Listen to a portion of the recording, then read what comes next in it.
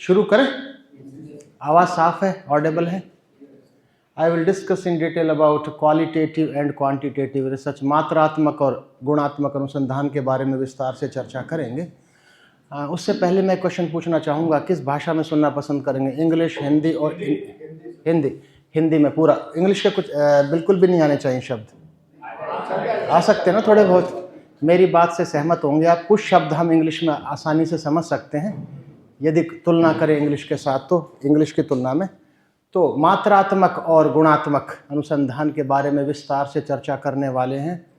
I will discuss in detail about qualitative as well as quantitative research. जैसा sir ने कहा था, परिचय तो दूर की बात है, क्वांटिटेटिव और क्वालिटेटिव रिसर्च को पूर्ण रूप से समझने के लिए तो 2 सत्र तो बहुत कम है, 1 हफ्ते में भी ठीक से नहीं समझ पाएंगे, लेकिन I will try my level best. प्रयास करेंगे कि हम सब ठीक से उसको समझ पाएँ, मैं अपनी बात आप तक ठीक प्रकार से पहुंचा पाऊं। इस पूरे प्रस्तुतिकरण को 5 विभिन्न भागों में बांटा गया है। I will start from the base, एक आधार से शुरू करूंगा। तो सबसे पहले हम बात करेंगे अप्रोचेस ऑफ रिसर्च। मेरी अलग अप्रोच है, मैडम की अलग अप्रोच है, सर की अलग अप्रोच है। हर व्यक्ति विशेष की कार्य करने की भी अप्रोच अलग अलग होती है। उसी प्रकार से रिसर्च की भी हम सबकी अप्रोचेस अलग अलग है। तो किस किस प्रकार की हम अप्रोचेस को लेकर चलते हैं, और क्वांटिटेटिव अप्रोच कैसी है और क्वालिटेटिव अप्रोच कैसी है, मात्रात्मक अप्रोच और गुणात्मक अप्रोच के बारे में बात करेंगे। अर्थ हम सब जानते हैं, अनुसंधान और शोध का अर्थ क्या है, लेकिन फिर भी केवल 2 से 5 मिनट इसको दोहराएंगे कि अनुसंधान वास्तव में क्या है, शोध वास्तव में क्या है। उसके बाद हम टाइप्स की बात करेंगे, अनुसंधान या शोध के प्रकारों की बात करेंगे। लेकिन यहाँ पर अनुसंधान या शोध के प्रकारों के संदर्भ में 2 ही बात करेंगे, एक मात्रात्मक प्रकार और एक गुणात्मक प्रकार के बारे में विस्तार से चर्चा करेंगे।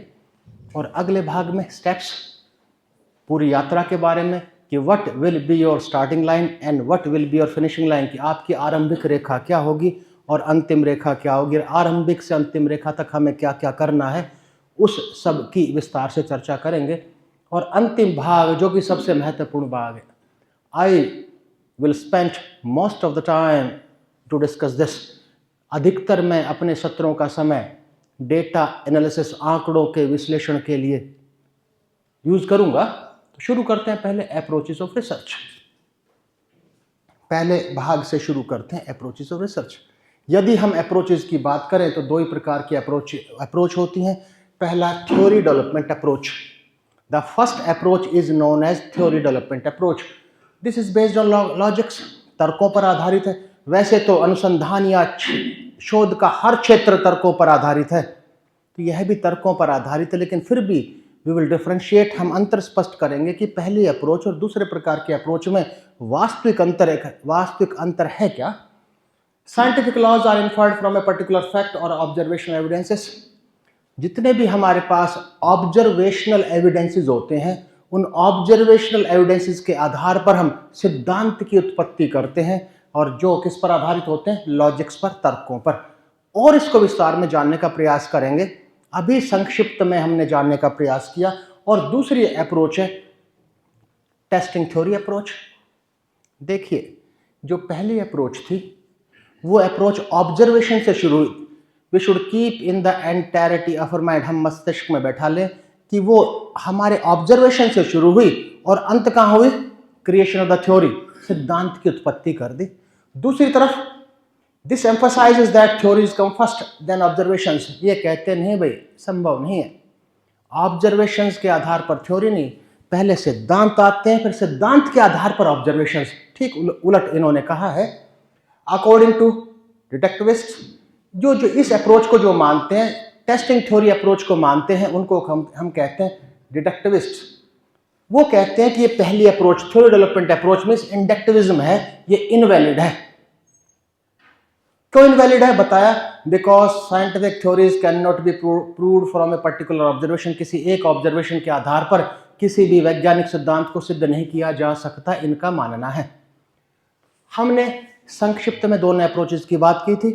अब थोड़ा और देखिए, जो मुझे एक कुजूर जी ने टॉपिक दिया है, वो टॉपिक है quantitative and qualitative research. I will centre, my whole lecture will be centred around these 2 terminologies. तो अब ये जो थ्योरी डेवलपमेंट अप्रोच है इसको हम कहते हैं क्वालिटेटिव अप्रोच, पहली बात। और दूसरे शब्दों में हम कहें तो ये अप्रोच कहलाती है इंडक्टिविज्म। इस अप्रोच को हम कहते हैं इंडक्टिविज्म। इसका अर्थ हुआ चाहे हम थ्योरी डेवलपमेंट अप्रोच कहें, चाहे हम क्वालिटेटिव अप्रोच कहें, चाहे हम इंडक्टिविज्म कहें, तीनों का अर्थ एक। अलग अलग अगर हम पुस्तकों में पढ़ते हैं किसी अलग अलग रूप में, क्योंकि अलग अलग ऑथर्स दर्शाते हैं, अर्थ एक हुआ। और आगे बढ़ते हैं। By the help of this approach, by the help of theory development approach, we create a theory. हम सिद्धांत की उत्पत्ति करते हैं, लेकिन आरंभिक रेखा क्या होती है हमारी? ऑब्जर्वेशन। और अंतिम रेखा क्या होती है? क्रिएशन ऑफ ए थ्योरी, सिद्धांत की उत्पत्ति। लेकिन these types of researches are conducted on larger data। अब बात करते हैं थोड़ा सा टेस्टिंग थ्योरी अप्रोच की। वो क्वालिटेटिव अप्रोच थी, ये क्वांटिटेटिव अप्रोच है।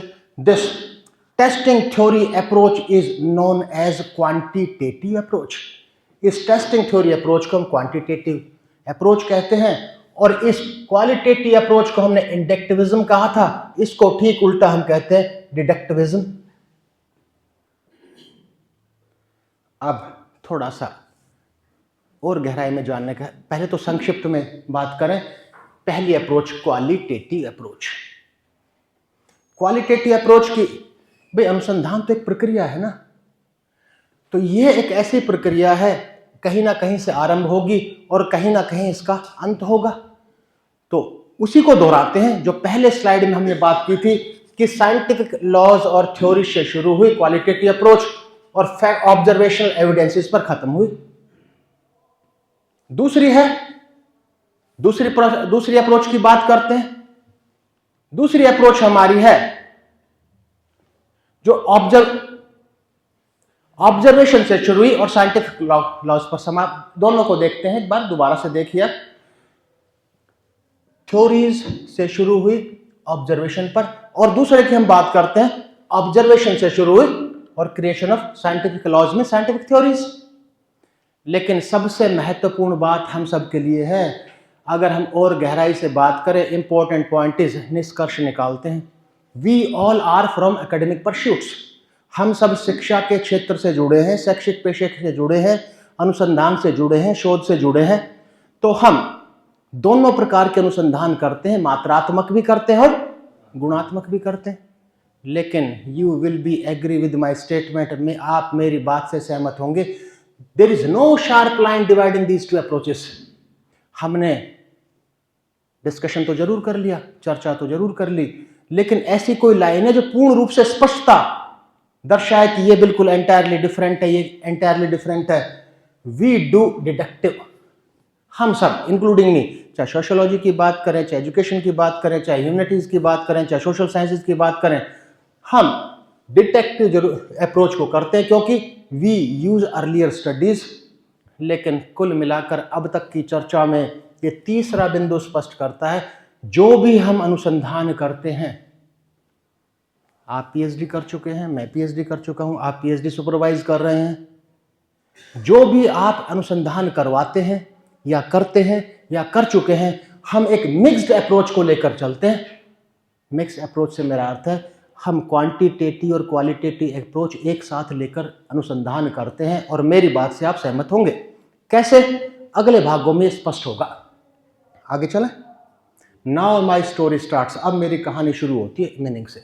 अभी तक हमने दो अप्रोचेस की बात कर ली, क्वांटिटेटिव अप्रोच क्या होती है, क्वालिटेटिव अप्रोच क्या होती है। एक ऑब्जर्वेशन से शुरू होकर सिद्धांत तक पहुंचाती है, दूसरी मानसिक सिद्धांत पहले आते हैं, उनके आधार पर हम ऑब्जर्व करते हैं। इतनी सी बात थी। अब मीनिंग ऑफ रिसर्च की बात करते हैं, केवल 2 से 3 मिनट लूंगा। पहले तो शाब्दिक अर्थ की बात कर लेते हैं। Re plus search is known as research. हम सब जानते, कोई नई बात नहीं है कि दो शब्दों से मिलकर बना re plus search is known as research. और री का अर्थ भी हम जानते हैं, अगेन। सर्च का भी अर्थ जानते हैं, to find out. It means to find out again and again is known as research. ये था शाब्दिक अर्थ। लेकिन क्या हम इस शाब्दिक अर्थ की गहराई में गए कि what is the need to find out again and again? जब एक बार सत्य स्थापित हो गया, जब हमें एक बार समाधान मिल गया, तो बार बार पुनरावृत्ति की आवश्यकता क्यों है? क्या यह सोचने का हमने प्रयास किया? अगर इस शाब्दिक अर्थ की बात करें, इससे तो निष्कर्ष निकलता है कि किसी भी समस्या का समाधान नई समस्या को जन्म देता है, तभी तो पुनरावृत्ति की आवश्यकता होगी, तभी तो there is a need to find out again and again. तो इसका उत्तर को हम अभी रोकते हैं, चर्चा करेंगे what is the need to find out again and again, उसकी बात करेंगे। पहले एक प्रक्रिया के रूप में अनुसंधान को जान ले। हम सब जानते creation of knowledge is known as research. किसी भी ज्ञान की उत्पत्ति ही अनुसंधान है। लेकिन साथ साथ बड़े बड़े विद्वानों ने कहा है प्रत्येक ज्ञान की उत्पत्ति अनुसंधान नहीं है। That should be acceptable in the society, वो समाज में स्वीकार्य हो। कुछ भी जो समाज में स्वीकार्य नहीं है, that can not be considered as a part of research, उसे अनुसंधान या शोध का भाग नहीं कहा जा सकता। लेकिन एक प्रक्रिया के रूप में जानने का प्रयास करते हैं, क्योंकि अगली कहानी पूरी इसी पर टिकी होगी। चाहे वो मात्रात्मक अनुसंधान की बात हो, चाहे गुणात्मक अनुसंधान की बात हो। एक प्रक्रिया है, कैसी प्रक्रिया? जो कि समस्या से शुरू होती है और समाधान तक पहुंचाती है। पहली बात, इस पूरी प्रक्रिया के बारे में बात करेंगे कि मात्रात्मक अनुसंधान की प्रक्रिया क्या होगी और गुणात्मक अनुसंधान की प्रक्रिया क्या होगी। लेकिन दोनों ही शुरू कहां से होंगे? प्रॉब्लम से, और दोनों का ही सॉल्यूशन तक। ठीक, प्रक्रिया शब्द क्या है? आप यहां ये कोर्स कर रहे हैं, इस कोर्स में एडमिशन के लिए किसी प्रक्रिया से गुजरे होंगे ना? आपने फॉर्म भरा होगा, फीस जमा की होगी, उसके बाद और भी कुछ कार्य किया होगा, जो भी फॉर्मेलिटीज रही होंगी। तो कुल मिलाकर प्रक्रिया हम सब जानते हैं, प्रक्रिया तो वही होती है जहां एक से अधिक गतिविधियां की जाती हैं। प्रक्रिया अनुसंधान प्रक्रिया क्यों है कि we do different types of activities. हम प्रॉब्लम को आइडेंटिफाई करते हैं, हम उद्देश्यों का निर्माण करते हैं, हम परिकल्पना का निर्माण करते हैं, हम आंकड़ों का एकत्रीकरण करते हैं, हम आंकड़ों का विश्लेषण करते हैं, और अंत में हम निष्कर्ष निकालते हैं एक से। तो कुल मिलाकर research is a process whereas activities are carried out to find out the solution of any problem. कि अनुसंधान वो प्रक्रिया है जिसमें विभिन्न गतिविधियां आयोजित की जाती हैं किसी भी समस्या का समाधान निकालने के लिए। हम सब जानते हैं प्रक्रिया के रूप में अनुसंधान। लेकिन शर्त है, कंडीशन अप्लाइज, कि that should be systematic. Systematic नहीं होगा तो अनुसंधान नहीं होगी। एक बात बताइए, हम घर का कार्य सिस्टमैटिक करते हैं तो घर नहीं चलेगा क्या? हम सब कहते हैं कि हमें सारे कार्य सिस्टमैटिक करने चाहिए। हम घर के कार्य सिस्टमैटिक नहीं करेंगे तो घर चलेगा या नहीं चलेगा? तब भी चलेगा ना। फर्क क्या है? अनुसंधान की भाषा में जानने का प्रयास करते हैं। जब हम सिस्टमैटिक गतिविधियां करते हैं, the probability of success will be maximum. तो सफलता की संभावना उच्चतम शिखर तक की होती है। और जब अनसिस्टमैटिक करते हैं, सफलता की संभावना न्यूनतम स्तर की होती है। हर व्यक्ति विशेष, हर अनुसंधानकर्ता, हर शोधार्थी उच्चतम शिखर तक की सफलता अर्जित करना चाहता है, तो हम करते हैं सिस्टमैटिक। तो कुल मिलाकर एक अर्थ निकला कि अनुसंधान वो प्रक्रिया है जिसमें विभिन्न गतिविधियां क्रमानुसार आयोजित की जाती हैं किसी भी समस्या का समाधान निकालने के लिए। तो ये पूरी कहानी अनुसंधान की शुरू कहां से हुई और अंत कहां हुआ? सॉल्यूशन तक। लेकिन इससे पहला आप देखिए, यहां पर हमने कहा था to find out again and again is known as research. दोबारा से उस पर बात करते हैं। आपने कहा समस्या से शुरू हुई, उस समस्या का समाधान निकल गया, तो फिर पुनरावृत्ति की आवश्यकता क्यों? देखिए, छोटा बच्चा है, 5-6 साल का, स्कूल में जाना शुरू किया। स्कूल में टीचर ने, अध्यापक ने उसको सिखाया एडिशन, जमा करना, और 5 दिन बाद उस बच्चे का टेस्ट लिया जा रहा है। अध्यापक टेस्ट ले रहा है, 200 + 200 = उस बच्चे के लिए ये क्वेश्चन समस्या है या नहीं है? 200 + 200 समाधान क्या है? 400। क्या हम में से इससे अच्छा समाधान कोई दे सकता है? 200 + 200 = 400। इससे अच्छा समाधान हमें मिल सकता है क्या? किसी से पूछिए, यही बताएगा। These types of solutions, ध्यान दीजिए, इंपॉर्टेंट इशू है। These types of solutions, these types of answers are known as standard answers। इस प्रकार के समाधान 200 + 200 = 400, इस तरह के समाधान, इस तरह के उत्तर स्तरीय उत्तर कहलाते हैं। रिसर्च के क्षेत्र में कोई स्तरीय उत्तर नहीं है, क्योंकि रिसर्च के क्षेत्र में, अनुसंधान के क्षेत्र में, शोध के क्षेत्र में कोई स्तरीय उत्तर नहीं है। There is a need to find out again and again. बार बार पुनरावृत्ति की आवश्यकता है। ये पूरी कहानी कहां से शुरू हो रही है? हमारी प्रॉब्लम से। तो प्रॉब्लम का ओरिजिन कहां से हुआ भाई? हम मेन उद्देश्य किन दो शब्दों पर है हमारा आज? क्वालिटेटिव और दोनों क्षेत्रों की हमें क्या चाहिए? दोनों क्षेत्रों की हमें क्या चाहिए? प्रॉब्लम चाहिए, समस्या चाहिए। और ये समस्या का ओरिजिन, उत्पत्ति कहां से हुई? समस्या की उत्पत्ति कहां से हुई? समस्या उत्पन्न कहां से होती है भाई? चाहे आप किसी भी क्षेत्र के लॉ की बात करें, विधि की बात करें, सोशल साइंस की बात करें, सोशियोलॉजी की बात करें, हिस्ट्री की बात करें, किसी ना किसी प्रॉब्लम पर आधारित आप आगे बढ़ेंगे ना। चाहे मात्रात्मक अनुसंधान करें, चाहे गुणात्मक अनुसंधान करें। तो what is the origin of any problem? Sir शादी होगी, सर की शादी होगी, समस्या खड़ी हुई। शादी हुई, वो समस्या नहीं।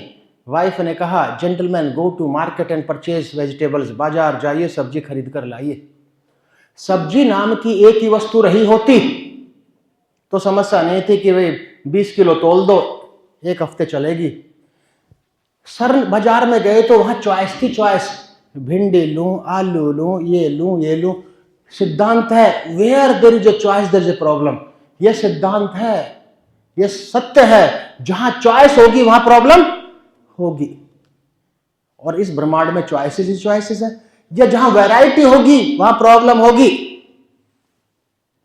लेकिन चॉइस और वैरायटी तो दोनों ऐसे शब्द हैं जो दैनिक भाषा में उपयोग में ला रहे हैं। लेकिन हम किसकी बात कर रहे हैं? रिसर्च की।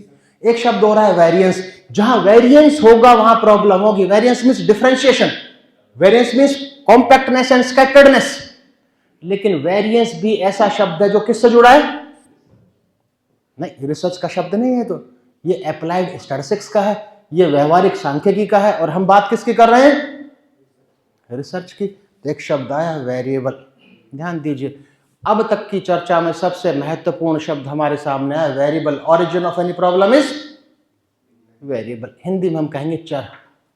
आपने अनुसंधान किया होगा, रिसर्च पेपर पब्लिश किए होंगे या गाइड कर रहे होंगे, किसी ना किसी चर के आधार पर आप अध्ययन कर रहे होंगे या किया होगा। तो इस चर को समझने का प्रयास करते हैं कि वेरिएबल क्या है, चर क्या है, इसको समझने का प्रयास करते हैं। इंग्लिश, हिंदी दोनों भाषाओं में। Variable is a characteristic that has the tendency to change with respect to time, place, individual.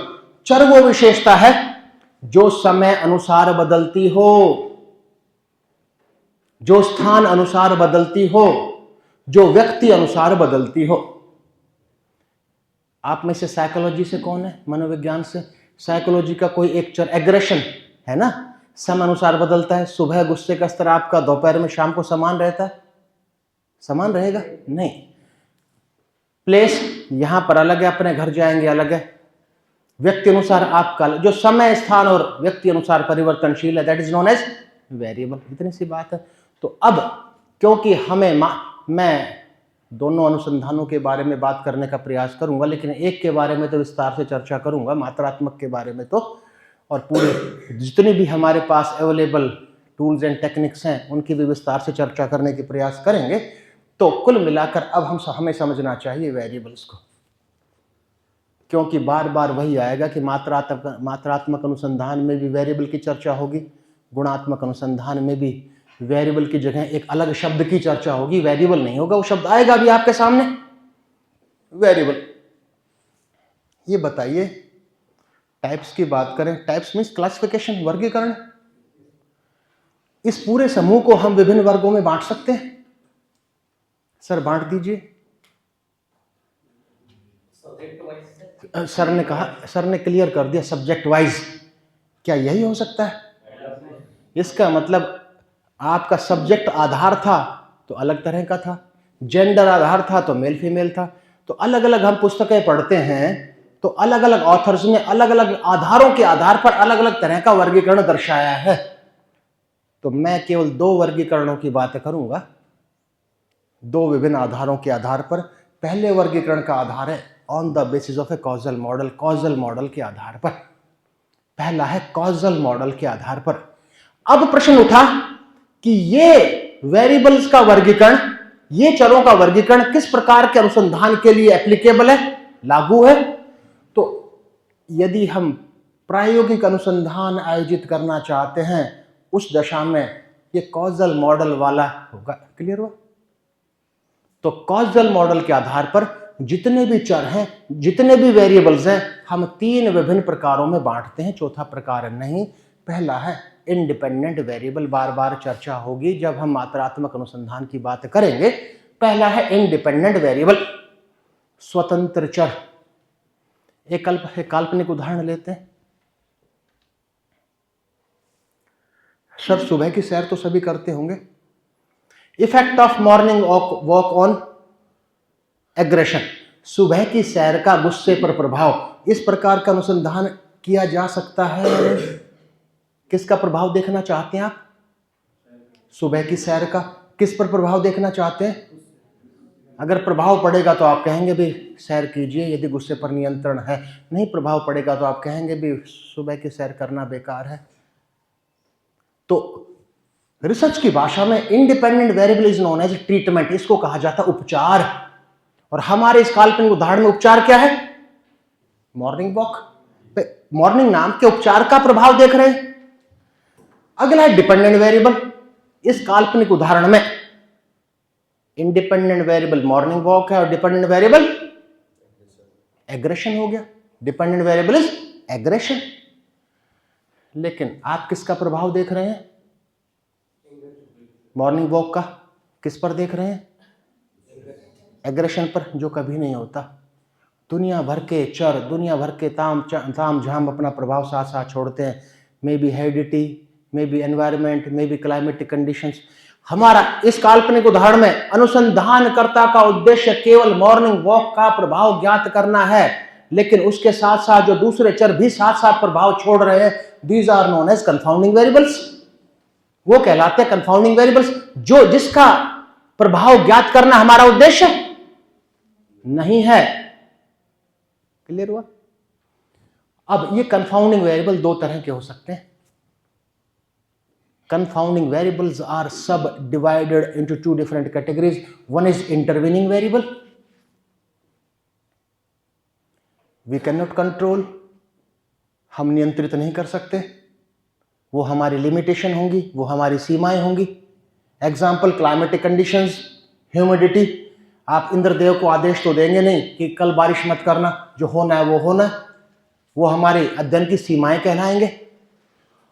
दूसरा एक्सटेनियस वेरिएबल्स, दूसरा है extraneous variable. Extraneous means to a great extent we can control, काफी हद तक हम इस पर अपना नियंत्रण स्थापित कर सकते हैं। एग्जाम्पल डाइट है, डेली रूटीन है, फूड हैबिट्स हैं, वो नियंत्रित कर सकते हैं। अब ध्यान दीजिए थोड़ा सा निष्कर्ष, क्योंकि अच्छा प्रायोगिक अनुसंधान, भाई आप मेरी बात से सहमत होंगे ना, प्रायोगिक अनुसंधान मात्रात्मक अनुसंधान की श्रेणी में। जितना भी प्रयोग करेंगे आप, जितने भी एक एक्सपेरिमेंटल स्टडीज करेंगे, वो तो क्वांटिटेटिव होगी ना। और उसमें कौन सा मॉडल लागू है? कॉजल मॉडल, जिसमें कितने वेरिएबल है? 3, इंडिपेंडेंट, डिपेंडेंट, कंफाउंडिंग। और हमारा आज का शीर्षक है effect of morning walk on aggression. अभी का ठीक गहराई में समझने का प्रयास कीजिए, जिससे हम अच्छे प्रायोगिक अनुसंधान कर पाए, मींस अच्छी एक्सपेरिमेंटल स्टडीज कर पाए। ध्यान दीजिए किसका प्रभाव देख रहे हैं? मॉर्निंग वॉक का। किस पर? एग्रेशन पर। Change in dependent variable only due to independent variable is known as treatment variance. आश्रित चर में स्वतंत्र चर के कारण जो प्रभाव पड़ता है वो कहलाता है treatment variance, change due to treatment. ध्यान दीजिए ये इस टर्म को, ट्रीटमेंट वेरिएंस, मतलब इसमें इसके कारण से पड़ने वाले परिवर्तन कहलाते हैं ट्रीटमेंट वेरिएंस। जो हमारे एग्जाम्पल में एग्रेशन पर जो प्रभाव पड़ा केवल मॉर्निंग वॉक का, वो क्या कहलाएगा? Treatment variance. क्या अकेले मॉर्निंग वॉक का ही प्रभाव पड़ रहा है? कंफाउंडिंग वेरिएबल्स का ही पड़ रहा है। डिपेंडेंट वेरिएबल में पर प्रभाव मींस एग्रेशन पर प्रभाव other than independent variable means morning walk के अतिरिक्त, वो कहलाते हैं, जो कि कंफाउंडिंग वेरिएबल के कारण, वो कहलाते हैं एरर वेरिएंस। तो डिपेंडेंट वेरिएबल में किस तरह के चेंजेस आए? दो, एक due to treatment and due to error. ध्यान दीजिएगा, एक ड्यू टू ट्रीटमेंट और दूसरा ड्यू टू एरर। और हमारे एग्जांपल में ट्रीटमेंट क्या है? Morning walk. मॉर्निंग वॉक के कारण पड़ने वाला प्रभाव ट्रीटमेंट वेरिएंस और इसके अतिरिक्त पड़ने वाला प्रभाव एरर वेरिएंस।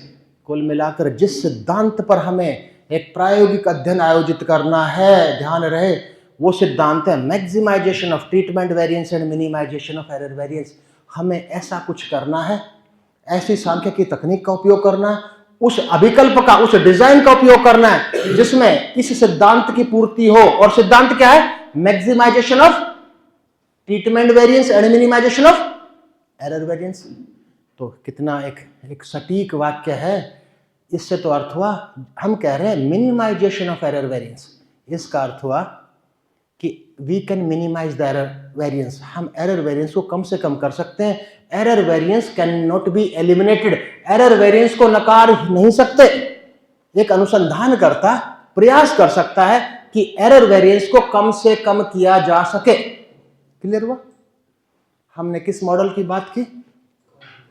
दूसरे क्लासिफिकेशन की बात, एक और क्लासिफिकेशन की बात करते हैं। ध्यान रहे, मेरे प्रस्तुतिकरण के अगले भागों में independent, dependent, confounding, intervening, extraneous शब्दों का उपयोग बार बार किया जाएगा, तो ध्यान रहे इन शब्दों का। अगला है, as per the unit of measurement और scaling techniques we divide all variables only in 4 categories. हम सब जानते हैं लेकिन रिवाइज कर रहे हैं जिससे आगे के भाग को ठीक से समझ पाए। Nominal scale, first one is a nominal scale. जो भी हम आंकड़े एकत्रित करते हैं, डेटा कलेक्ट करते हैं, वो फ्रीक्वेंसी या काउंट में हो, होल नंबर में हो, वो कहलाते हैं नॉमिनल स्केल।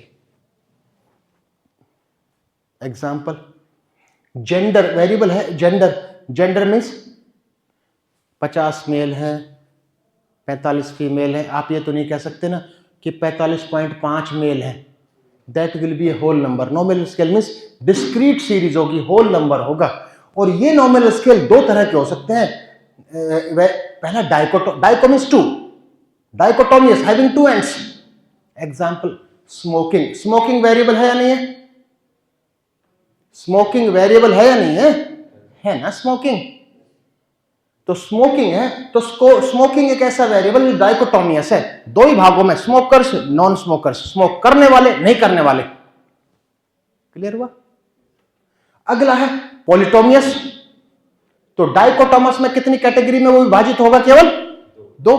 और poly means more than 1, more than 2। Race variable है या नहीं है? Race means Indian, Chinese, American variable है ना। तो आपने 2, 3, 4, 5, 6 वर्गों में विभाजित है रेस। अगला है पॉलिटोमियस। 2 तरह का हो सकता है, नॉमिनल विद ऑर्डर, एक ऑर्डर में जिसको अरेंज कर पाए, और एक जिसको ऑर्डर में अरेंज नहीं कर पाए। ऑर्डर में अरेंज कर पाए का मतलब एक्सीलेंट, मीडियोकर, लो। कैटेगरिकल वेरिएबल है ना, पॉलिटोमियस है ना, लेकिन हम अरेंज कर सकते हैं। और दूसरा है नॉमिनल विदाउट ऑर्डर। रेस है इंडियन, चाइनीज, अमेरिकन, सब we can not arrange in order, उसको एक ऑर्डर में, क्रम में अरेंज नहीं कर सकते। दूसरा है जो कि सोशल साइंसेज में, साइकोलॉजी में और ह्यूमैनिटीज में बहुत अधिक उपयोग में लाया जाता है, ordinal scale. Ordinal scale. Next one is ordinal scale.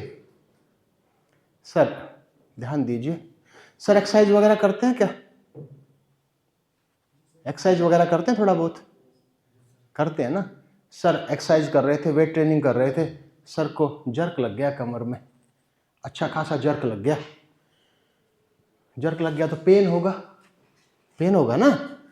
Pen variable है या नहीं, दर्द वेरिएबल है या नहीं, समय अनुसार बदलता है, स्थान अनुसार बदलता है, व्यक्ति अनुसार बदलता है, यस और नो। पेन वेरिएबल है ना। आपको जर्क लग गया, पेन शुरू हुआ, कहां पहुंचे? डॉक्टर के पास पहुंचे। डॉक्टर ने पूछा कि what is the severity of pain, दर्द का स्तर कितना है? तो सर आप कहेंगे मुझे सर 3 क्विंटल पेन है। No, you can express in order, sir I have high pain, medium pain, low pen.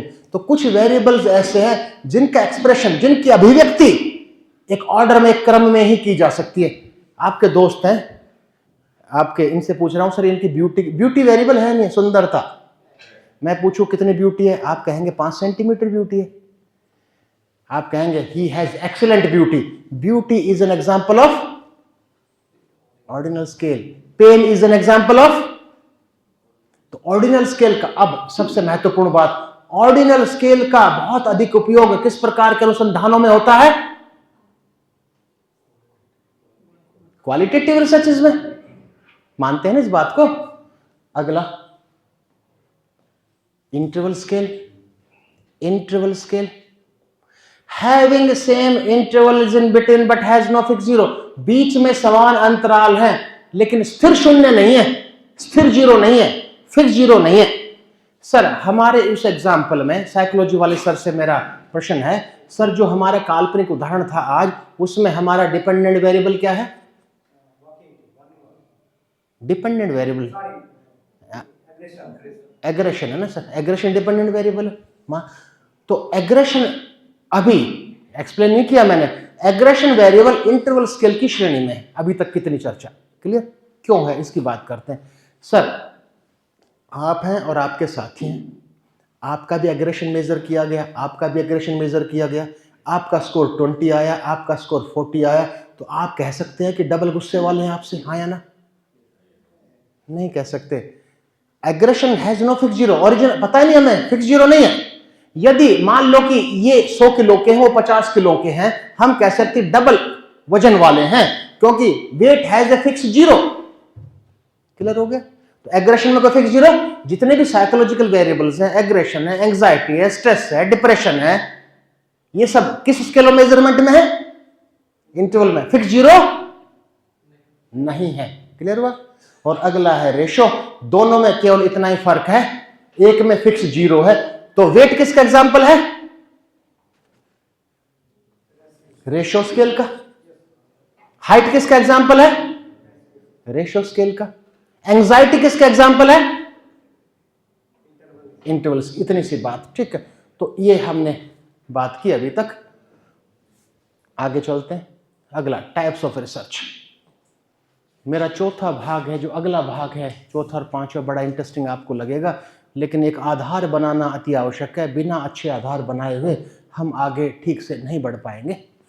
Types of researches, देखिए अनुसंधान के वर्गीकरण की यदि हम बात करें, शोध के टाइप की हम बात करें, तो अकेला ही कई घंटों की बात है, लेकिन केवल 2 टाइप्स की बात करेंगे केवल हम, विभिन्न आधारों के आधार पर। पहले बात करते हैं on the sources of the data, आंकड़ों के स्रोतों के आधार पर। आंकड़ों के स्रोत के आधार पर पूरे अनुसंधान के क्षेत्र को यदि विभिन्न भागों में विभाजित करते हैं, तो वी डिवाइड इनटू 2 कैटेगरीज। हम केवल 2 विभिन्न भागों में बांटते हैं। पहला है क्वांटिटेटिव रिसर्च, दूसरा है क्वालिटेटिव रिसर्च। पहला है मात्रात्मक अनुसंधान, दूसरा है गुणात्मक अनुसंधान, जिसकी चर्चा विस्तार से हम कर रहे हैं। सिंपल सी बात है। Quantitative researches are conducted on the basis of variables, और वेरिएबल की हम चर्चा कर चुके हैं। वेरिएबल्स की चर्चा हम विस्तार से कर चुके हैं। Quantitative researches are conducted on the basis of variables. On the other hand, qualitative researches are conducted on the basis of attributes. Variable के बाद एक शब्द और हमारे सामने आया, attributes. Qualitative researches are conducted on the basis of attributes.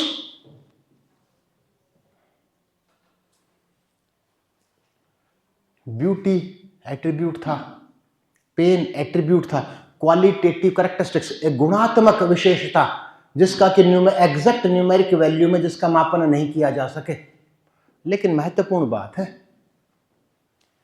Can we, जो important question है, इंपॉर्टेंट इश्यू है, can we convert one type of research into another type of research? क्या हम एक प्रकार के अनुसंधान को दूसरे प्रकार के अनुसंधान में परिवर्तित कर सकते हैं? मेरा अर्थ है, आपके पास वेरिएबल्स हैं तो क्या क्वालिटेटिव रिसर्चेज कर सकते हैं, या एट्रीब्यूट्स हैं तो क्या क्वांटिटेटिव रिसर्चेज कर सकते हैं? Can we convert one type of research into another type of research? क्या हम एक प्रकार के अनुसंधान को दूसरे प्रकार के अनुसंधान में परिवर्तित कर सकते हैं? स्पष्ट सी बात है। Variables can be converted into attributes but not vice versa. Attribute को एग्जैक्ट वेरिएबल में परिवर्तित करना असंभव सी बात है। इसका अर्थ हुआ quantitative researches can be converted into qualitative. मात्रात्मक अनुसंधानों को गुणात्मक अनुसंधान में आप परिवर्तित कर सकते हैं, लेकिन उल्टा बड़ा मुश्किल कार्य है। बड़े बड़े दिग्गजों ने, बड़े बड़े प्रगाढ़ विद्वानों ने, रिसर्च के जितने भी दिग्गज हैं, उन्होंने सुझाव दिया है not to convert one type of research into another type of research. एक प्रकार के अनुसंधान को दूसरे प्रकार के अनुसंधान में परिवर्तित मत कीजिए। वेरिएबल है तो हमेशा क्वांटिटेटिव कीजिए, एट्रीब्यूट है तो हमेशा क्वालिटेटिव कीजिए। क्यों? यदि हम एक प्रकार के अनुसंधान को दूसरे प्रकार के अनुसंधान में परिवर्तित करते हैं तो बीच में कुछ सूचनाएं लुप्त होंगी, और जो हमारा उद्देश्य था उच्चतम शिखर तक की सफलता अर्जित करना, उसको नहीं कर सकते। तो ये एक क्लासिफिकेशन था। एक छोटे से क्लासिफिकेशन को और कर लेते हैं, एक और वर्गीकरण को कर लेते हैं। इसका आधार क्या था? सोर्सेज ऑफ डेटा, आंकड़ों के स्रोत। एक और बात करते हैं on the basis of methodology, जो कि सब अधिकतर ऑथर्स ने इसको दर्शाया है। जितने भी आप लेखक देखेंगे लगभग सब ऑथर्स ने इसको दर्शाया on the basis of methodology. प्रक्रिया के आधार पर, यदि प्रक्रिया के आधार पर पूरे अनुसंधान के क्षेत्र को विभिन्न भागों में विभाजित करते हैं तो हम केवल 5 प्रकार के अनुसंधान आयोजित करते हैं। पहला है एक्सपेरिमेंटल रिसर्च। दूसरा है सर्वेक्षण अध्ययन। तीसरा है हिस्टोरिकल मेथड। चौथा है फिलोसॉफिकल रिसर्च, और पांचवा है केस स्टडीज। हर क्षेत्र में लगभग क्वांटिटेटिव क्वालिटेटिव अनुसंधान आप कर सकते हैं, लगभग हर क्षेत्र में। कैसे? Let's discuss one by one experimental research. Experimental research के बारे में मैं विस्तार से बता चुका हूं आपको। एक्सपेरिमेंटल रिसर्च के लिए मैं विस्तार से बता चुका हूं, जिसमें कौन सा मॉडल लागू है, which model is applicable? Causal model, जिसमें एक इंडिपेंडेंट वेरिएबल होगा, जिसमें एक डिपेंडेंट वेरिएबल होगा, जिसमें कंफाउंडिंग वेरिएबल भी होंगे, और जो किस सिद्धांत पर आधारित होगा? Maximisation of treatment variance and minimisation of error variance, जिस सिद्धांत की बात हम कर चुके हैं। लेकिन एक लेमैन की भाषा में, एक आम भाषा में हम कहेंगे एनी रिसर्च, कोई भी अनुसंधान जो भविष्य पर आधारित हो, जो फ्यूचर पर आधारित हो, वही एक्सपेरिमेंट है। ये लेमैन की भाषा में। लेकिन रिसर्च की भाषा में हम कहेंगे वो अनुसंधान जो कि maximisation of treatment variance and minimisation of error variance पर आधारित हो, वो कहलाएगी एक्सपेरिमेंटल रिसर्च। अगला है सर्वे स्टडीज। केवल पंडित रविशंकर शुक्ल विश्वविद्यालय में ही नहीं, इस देश के मैक्सिमम यूनिवर्सिटीज में, इस देश के मैक्सिमम विश्वविद्यालयों में सबसे अधिक सर्वे स्टडीज आयोजित की जाए। आप अपनी पीएचडी उठा लीजिए, 90% से ऊपर अध्ययन हम सब ने सर्वे स्टडी, सर्वेक्षण अध्ययन किए हैं या किए जाते हैं। तो लेमैन की भाषा में बात करते हैं। इस मैंने स्लाइड में सर्वे स्टडीज का साइज थोड़ा सा बड़ा किया है। क्यों किया है? क्योंकि सबसे अधिक की जाती हैं और दूसरा भी कारण है, दूसरे कारण की चर्चा अभी करते हैं। लेकिन survey studies are based on present, वर्तमान पर आधारित कोई भी अध्ययन होगा, वर्तमान पर आधारित कोई भी अध्ययन होगा वो कहलाएगा सर्वे स्टडीज। अगला है historical research, based on future, based on present, भविष्य पर आधारित, वर्तमान पर आधारित। Historical based on past, no. प्रत्येक भूतकाल इतिहास का निर्माण, आप में हिस्ट्री के कोई है? हिस्ट्री, प्रत्येक भूतकाल की घटना इतिहास का निर्माण नहीं करती है। लादेन का नाम सुना है सर? लादेन ने कितने लोग मारे थे, क्या क्या घटनाएं घटित कर डाली थी, वो इतिहास का भाग है या नहीं है? है ना? और लादेन ब्रेकफास्ट में कितनी चपाती खाता था, कौन से कंपनी के मक्खन का यूज करता था, वो इतिहास का भाग है क्या? नहीं है ना। तो अनुसंधानकर्ता के रूप में हमें पहचानना होगा, the studies based only on meaningful past, अर्थपूर्ण भूतकाल ही इतिहास का निर्माण करता है। Studies based on any meaningful past is known as historical research. Every past can not be considered as history. प्रत्येक भूतकाल, लॉ में भी बात करें, लॉ में दुनिया भर के ऐतिहासिक घटनाएं हुई हैं, लेकिन जो अर्थपूर्ण घटनाएं होंगी वो ही ऐतिहासिक अनुसंधान का भाग होगा। अगला फिलोसॉफिकल रिसर्च। फिलोसॉफिकल रिसर्च क्या है? दर्शन अनुसंधान। अधिकतर तो क्वालिटेटिव ही होती है, लेकिन ऐसा नहीं, आप क्वांटिटेटिव भी कर सकते हैं। लेकिन सबसे पहले फिलोसफी क्या है?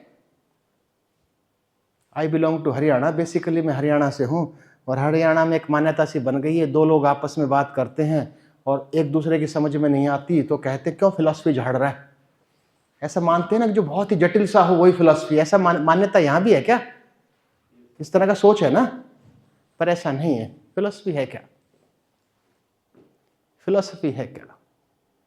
आपने कहा भविष्य पर आधारित, वर्तमान पर आधारित, अर्थपूर्ण भूतकाल पर आधारित, लेकिन फिलोसफिकल किस पर आधारित? सर कोट कैसा लग रहा है आपको? सर ने जो कोट पहना कैसा लग रहा है आपको? सुंदर लग रहा है। सर ने कहा सुंदर लग रहा है, लेकिन सर कह रहे हैं सर नहीं, आप गलत कह रहे हैं, सुंदर नहीं लग रहा है, ये बहुत सुंदर लग रहा है। जी मिथक ज्ञान नहीं, मिथक पर नहीं, मिथक ज्ञान तो बहुत गलत शब्द हो गए। मिथक ज्ञान नहीं सर, ना ज्ञान ना मिथक ज्ञान, दूर दूर तक कोई संबंध नहीं। मैं इसको स्पष्ट करने का प्रयास करता हूं।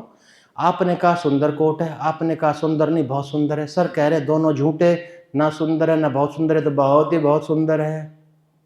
और मैं कहता हूं ना तो सर ये कोट सुंदर है, ना ये कोट बहुत सुंदर है, ना ये कोट बहुत ही बहुत सुंदर है, यह अल्टीमेट है।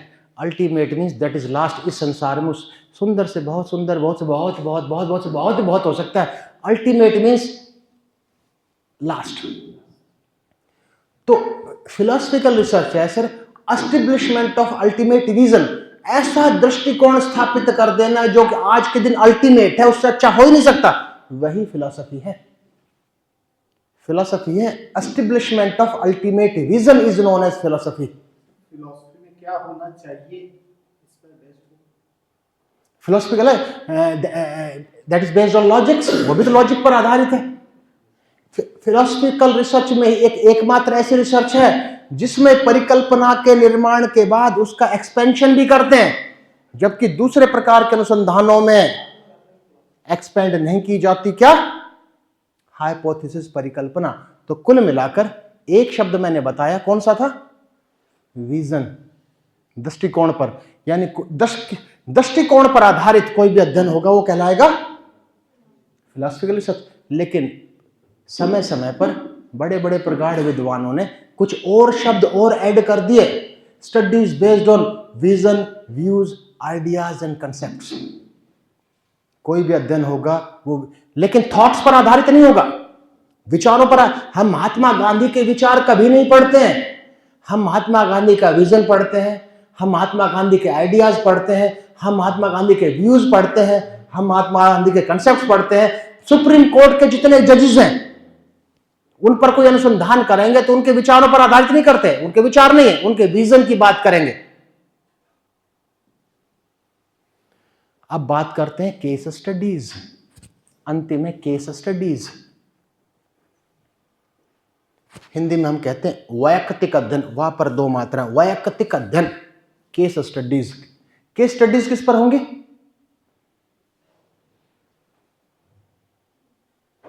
किस पर हो सकती हैं? व्यक्ति पर हो सकती हैं, हो सकती हैं। यूनिवर्सिटी पर हो सकती है, कॉलेज पर हो सकती है, अपरेटस पर हो सकती है, मशीन पर हो सकती है। तो कुल मिलाकर एक लाइन में बहुत सटीक यदि हम परिभाषा देना चाहें, हम कहेंगे studies based on any social unit is known as case study. किसी भी सामाजिक इकाई का अध्ययन केस स्टडी कहलाता है, वैयक्तिक अध्ययन कहलाता है। और सामाजिक इकाई की लंबी सूची है, व्यक्ति हो सकता है, विश्वविद्यालय हो सकता है, महाविद्यालय हो सकता है, कास्ट हो सकती है, कम्युनिटी हो सकती है, अपरेटस हो सकता है, बिल्डिंग हो सकती है, रूम हो सकता है, कुछ भी हो सकता है। The whole study is centred around a case, social unit, सामाजिक इकाई। अब मुझे बताइए, नालंदा विश्वविद्यालय पर केस स्टडी हो सकती है? हाँ या ना? बताइए। नहीं हो सकती, क्योंकि शर्त है, condition, the case should B apply, sorry the case should be alive, case जीवित होना चाहिए, नहीं तो वो हिस्टोरिकल रिसर्च कहलाएगी। नालंदा यानी केस आज के दिन वो जीवित हो, वो केस होना चाहिए। अगर केस आज के दिन नहीं जीवित है तो we can not conduct case studies. तो क्या तेंदुलकर पर हो सकती है? और बीच में केस लुप्त हो गया तो can we continue the study? दूसरी शर्त है the case should be alive till the completion of the study. अध्ययन के पूर्ण होने तक केस जीवित होना चाहिए, नहीं तो उस अध्ययन को बीच में ही आपको अध्ययन की विधि, अध्ययन की प्रक्रिया बदलनी होगी केस स्टडी से हिस्टोरिकल रिसर्च। तो ये हमने बात की, ठीक है। संक्षिप्त में थोड़ा सा based on any social unit. अब थोड़ा सा हम बात कर लेते हैं सर्विस स्टडीज की। Important point is experimental studies are independent in nature, historical researches are independent in nature, philosophical are independent in nature, and case studies are independent in nature, but we can conduct surveys in different ways. सर्वेक्षण अध्ययन के विभिन्न उप प्रकार हैं। सर्वेक्षण अध्ययन के विभिन्न उप प्रकार कौन कौन से हैं? सबसे पहला है कॉम्पैरेटिव सर्वे, तुलनात्मक सर्वेक्षण, comparison of aggression between male female, comparison between urban rural, ग्रामीण शहरी क्षेत्रों में तुलनात्मक अध्ययन, छत्तीसगढ़ मध्य प्रदेश में तुलनात्मक अध्ययन, 2 या 2 से अधिक समूहों को लेकर हम तुलना करते हैं, वो कहलाता है तुलनात्मक अध्ययन, वो कहलाता है तुलनात्मक अध्ययन। अगला है रिलेशनशिप स्टडीज, सह संबंधात्मक अध्ययन। नेक्स्ट इज रिलेशनशिप स्टडीज, तुलना किसके बीच में होगी? समूहों के बीच में, महिला पुरुष, आदिवासी गैर आदिवासी, छत्तीसगढ़ मध्य प्रदेश। और रिलेशनशिप किसके बीच में होगी? वेरिएबल्स के बीच में, relationship between anxiety and stress. ध्यान रहे, तुलना हमेशा होती है समूहों के बीच में, रिलेशनशिप हमेशा होती है वेरिएबल्स के बीच में। लेकिन एक महत्वपूर्ण बात एक और साझा करना चाहूंगा, on the basis of the relationship studies we can not establish cause and effect relationship. सह संबंधात्मक अध्ययनों के आधार पर हम कारण और प्रभाव का संबंध स्थापित नहीं कर सकते। कैसे? छोटा सा व्यंग्यात्मक एग्जाम्पल। सर ने एक अध्ययन करना शुरू किया, अध्ययन का शीर्षक था relationship between size of shoe and intelligence, जूते का आकार और बौद्धिक क्षमता के बीच में सहसंबंध। और उसका उत्तर आया, सर ने अध्ययन के बाद निष्कर्ष निकाल दिया कि जूते के आकार का और बौद्धिक क्षमता के बीच में सहसंबंध है। तो आपने जो फाइंडिंग है बड़ी इलॉजिकल सी है कि किसी को अपनी बौद्धिक क्षमता बढ़ानी है तो बड़ा साइज का जूता पहनना शुरू कर दो। May be illogical, cause and effect relationship स्थापित करने के लिए क्या करना होगा? एक्सपेरिमेंटल स्टडीज, प्रायोगिक अनुसंधान। प्रिडिक्शन स्टडीज बहुत अच्छे उत्तम श्रेणी की मानी जाती है। प्रिडिक्शन स्टडीज, प्रिडिक्शन को क्या कहते हैं हिंदी में? भविष्यवाणी। लेकिन अनुसंधान करता भविष्यवाणी कर सकता है क्या? नहीं कर सकता। तो प्रिडिक्शन स्टडीज की जगह जो एप्रोप्रिएट वर्ड है, जो सटीक शब्द है, वो है एस्टिमेशन स्टडीज। एस्टिमेशन, अनुमानात्मक अध्ययन, अनुमान लगाने के लिए जिसका किया जाता है। कैसे किया जाता है? और वो बहुत ही अच्छी सर्विस स्टडीज मानी जाती हैं। उदाहरण के तौर पर कि करते क्या हैं, मैं प्रैक्टिकली भी आपको बताऊंगा कि वो करते कैसे हैं। हाइपोथेटिकल डेटा के साथ, काल्पनिक आंकड़ों के साथ मैं आप सबके समक्ष साझा करूंगा। सर के कोई साथी हैं? काल्पनिक उदाहरण, बेटे ने जन्म लिया, जश्न का माहौल है। हम कितना भी कहें बेटा बेटी बराबर, आई हैव 2 daughters, मेरी भी 2 बेटियां हैं, कितना भी कहें, लेकिन फिर भी कहीं ना कहीं देखने को मिलता है तो जश्न का माहौल है। बेटा पैदा हुआ है, सर के मित्र को, उसके सारे रिश्तेदार आए हुए हैं जश्न में शामिल होने के लिए, दादा दादी नाना नानी मामा मामी सब आए हुए हैं। सर भी बधाई देने पहुंचे हुए हैं और सर उनको कहते हैं भाई बधाई हो तुझे। बोले किस बात की? लड़का हुआ। बोला नहीं लड़का नहीं, मैं तो लड़का लड़की को बराबर समझता हूँ, मैं लड़के के लिए बधाई नहीं दे रहा, लेकिन मैं बधाई इसलिए दे रहा हूँ कि आपका बेटा बड़ा होकर 6.5 फुट का बनेगा। ऐसे कौन से अंतर्यामी थे? नहीं, ही इज इंटेलिजेंट। इन्होंने देखा दादा दादी नाना नानी मामा मामी सब 6.5 फुट के हैं, तो 6.5 फुट का बनना है कि he predicted unknown on the basis of known. इन्होंने ज्ञात के आधार पर अज्ञात की भविष्यवाणी कर डाली। Is it okay? Example, prediction of risk of cancer on the basis of lifestyle. जीवन शैली के आधार पर कैंसर के जोखिम का अनुमान लगाना कि आज ऐसे रह रहे हैं तो क्या जोखिम की संभावना भविष्य में है। छोटा सा एग्जाम्पल, प्रिडिक्शन स्टडीज सबसे अधिक कौन सा डिपार्टमेंट देश में करता है? मौसम विभाग। कल का तापमान कितना होगा, आज ऐसा है, वर्तमान ऐसा है, तो कल ऐसा होने की संभावना है। ह्यूमिडिटी, टेम्परेचर को देखते हुए, यानी वर्तमान के आधार पर, ज्ञात के आधार पर अज्ञात के अनुमान लगाने के तरीके को क्या कहा जाता है? Prediction studies. Prediction studies. और जो सबसे अधिक प्रचलित हैं, quantitative descriptive studies based on descriptions by the help of measures of central tendency and measures of variability, mean, median, mode, range, quartile deviation, mean deviation, skewness, kurtosis के आधार पर भी करेक्टराइज, जितनी भी प्रोफाइल स्टडीज हैं जहां हम characterized करते हैं, वो इस श्रेणी में है। तो थोड़ा सा हमने जाना इसको, अब बात करते हैं स्टेप्स। स्टेप्स की बात करेंगे। क्वांटिटेटिव रिसर्चेस के भी यही स्टेप रहेंगे, क्वालिटेटिव रिसर्चेस के भी यही स्टेप रहेंगे, और उसके बाद उन सब टूल्स की बात करेंगे जिन टूल्स का हम उपयोग करते हैं क्वांटिटेटिव रिसर्चेस को आयोजित करने में, एग्जाम्पल के साथ, उदाहरण के साथ, प्रैक्टिकल एग्जाम्पल के साथ। स्टेप्स, पहला स्टेप यानी आरंभिक रेखा आपकी क्या थी? भाई अनुसंधान शोध कर रहे हैं तो सबसे पहले कहां से शुरू होता है? बात हो चुकी है, प्रॉब्लम से शुरू होती है ना। तो क्या पहला स्टेप क्या होना चाहिए? आइडेंटिफिकेशन ऑफ द प्रॉब्लम या सिलेक्शन ऑफ द प्रॉब्लम? आप सोच के बताइए कि हमारा पहला स्टेप आइडेंटिफिकेशन होना चाहिए या सिलेक्शन होना चाहिए? हाँ, क्योंकि अगर सिलेक्शन को मान लेंगे तो हो सकता है कि वो प्रॉब्लम है नहीं और हम प्रॉब्लम समझ रहे हो।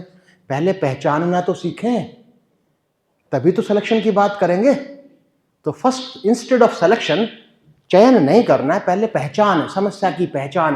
पहला स्टेप होना चाहिए आइडेंटिफिकेशन ऑफ प्रॉब्लम, समस्या की पहचान। सबसे पहला स्टेप होना चाहिए समस्या। देखिए, बहुत मेरा साथ देंगे तो आपको बड़ा इंटरेस्टिंग लगेगा। और ऐसा कोई भी क्षेत्र नहीं है, अगर बहुत अच्छा रिसर्च वर्क करना चाहते हैं in the form of A PhD या कैसा भी, चाहे विधि की बात करें, चाहे किसी की भी बात करें, किसी भी क्षेत्र की बात करें, हर क्षेत्र में इसी प्रक्रिया को हमें अपनाना है। हम पहले स्टेप की बात कर रहे हैं, आइडेंटिफिकेशन ऑफ प्रॉब्लम। पहले स्टेप की बात कर रहे हैं। ये बताइए सर, आपने कौन सा विषय बताया आपका?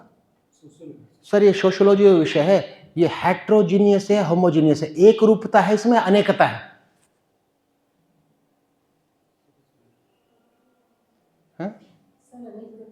अनेक प्रकार का ना, होमोजीनियस नहीं है, एक रूपता नहीं है, हेट्रोजेनिटी है, अनेकता है।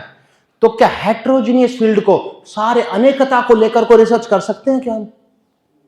नहीं कर सकते ना। विधि का क्षेत्र है, होमोजीनियस है, हेट्रोजीनियस है? वो भी हेट्रोजीनियस है।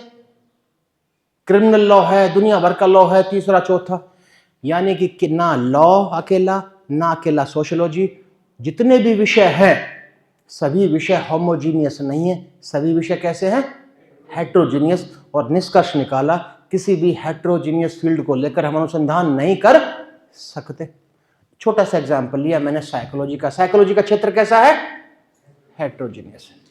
छोटा सा एग्जांपल आपके सामने लिया, क्योंकि इसमें चाइल्ड साइकोलॉजी भी है, इसमें एडल्ट साइकोलॉजी भी है, इसमें ग्रोथ एंड डेवलपमेंट भी है, इसमें मोटिवेशन भी है, दुनिया भर के तामझाम है। तो एवरी सब्जेक्ट इज हेट्रोजीनियस। लेकिन हम क्यों समझ रहे हैं इसको? To understand the concept of identification of problem, की वास्तव में अर्थ क्या है समस्या की पहचान से। तो निष्कर्ष निकला कि पूरे मनोविज्ञान के क्षेत्र को लेकर हम अनुसंधान नहीं कर सकते। We have to reduce the heterogeneity.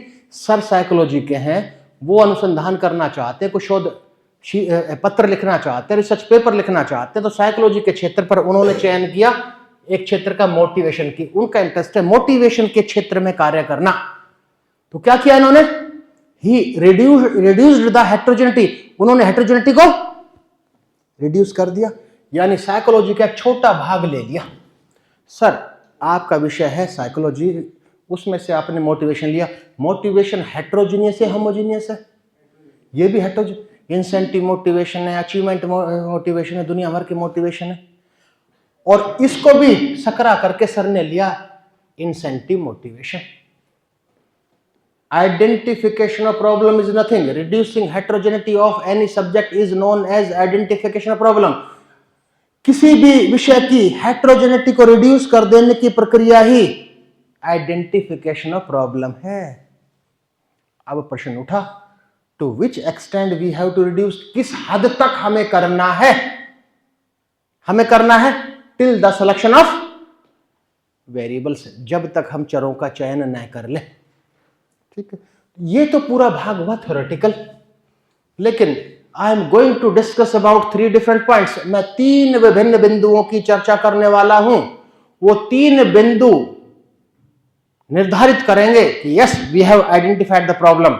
जब तक इन 3 बिंदुओं की पूर्ति नहीं होगी, हम नहीं कह सकते कि हमने अपनी प्रॉब्लम को आइडेंटिफाई कर लिया। First one is define variable, चर को परिभाषित कीजिए। दूसरा टाइटल राइटिंग, शीर्षक का निर्माण कीजिए। तीसरा ऑब्जेक्टिव मिस्टेक है, तीसरा ऑब्जेक्टिव राइटिंग, उद्देश्यों का निर्माण। उद्देश्यों का निर्माण। हमारा आज का काल्पनिक शीर्षक क्या था? Effect of walking on aggression था ना। आपने बता दिया, वेरिएबल को बताया कि मेरे अध्ययन में इंडिपेंडेंट वेरिएबल है। बताइए कि मेरे अध्ययन में इंडिपेंडेंट वेरिएबल है। मॉर्निंग वॉक डिपेंडेंट वेरिएबल है,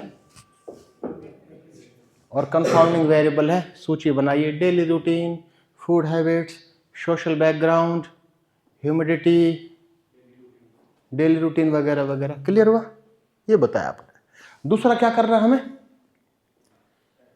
टाइटल राइटिंग, शीर्षक का निर्माण करना। शीर्षक का निर्माण तो हम कर चुके हैं। क्या है हमारा शीर्षक? Effect of morning walk on aggression. क्या ये ठीक है? देखते हैं क्या इसके पैमाने पर खरे उतरते हैं या नहीं हम। The title should talk about variable, title में वेरिएबल की चर्चा हो। हमारा शीर्षक है effect of morning walk on aggression, सुबह की सैर का गुस्से पर प्रभाव। क्या इस टाइटल में वेरिएबल की चर्चा है ना? मॉर्निंग वॉक भी है और एग्रेशन भी है। दोनों इंडिपेंडेंट वेरिएबल है। The title should talk about methodology, title में प्रक्रिया की चर्चा भी हो। प्रक्रिया हमारी किस प्रक्रिया को अपना, 5 प्रक्रियाएं थी, याद कीजिए। एक्सपेरिमेंटल, सर्वे, हिस्टोरिकल, फिलोसॉफिकल, केस स्टडी। उन 5 में से कौन सी प्रक्रिया है? एक्सपेरिमेंटल है ना, effect of morning walk on aggression. तो क्या इसमें मेथोडोलॉजी की चर्चा है? यस। इफेक्ट शब्द अपने आप स्पष्ट कर रहा है, जहां इफेक्ट शब्द का उपयोग करेंगे तो किस प्रकार के अनुसंधान आप करने वाले हैं? एक्सपेरिमेंटल। क्लियर हुआ? The title should talk about population, एक अच्छे शीर्षक में पॉपुलेशन भी होना चाहिए। पॉपुलेशन है? नहीं है, तो इसका अर्थ हुआ कि हमारे टाइटल बहुत अच्छा नहीं था, इनकम्प्लीट था, अधूरा सा था। कंप्लीट टाइटल क्या होगा? Effect of morning walk on aggression of Chhattisgarh males, Chhattisgarh के पुरुषों पर सैर। क्लियर हुआ? तो एक अच्छे शीर्षक में, अगर बहुत अच्छा शीर्षक का निर्माण यदि आप करना चाहते हैं, उसमें वेरिएबल की चर्चा हो, उसमें मेथोडोलॉजी की चर्चा हो, उसमें पॉपुलेशन की भी चर्चा हो, एक अच्छे शीर्षक के निर्माण में। क्लियर हुआ? और ऑब्जेक्टिव राइटिंग भी उसी का भाग है। बड़े बड़े प्रगाढ़ विद्वानों ने माना है, जब तक कि आप उद्देश्यों का निर्माण नहीं करेंगे, किसी भी प्रॉब्लम को आप ठीक से आइडेंटिफाई नहीं कर पाएंगे। तो हमने पहला स्टेप कर लिया, क्या?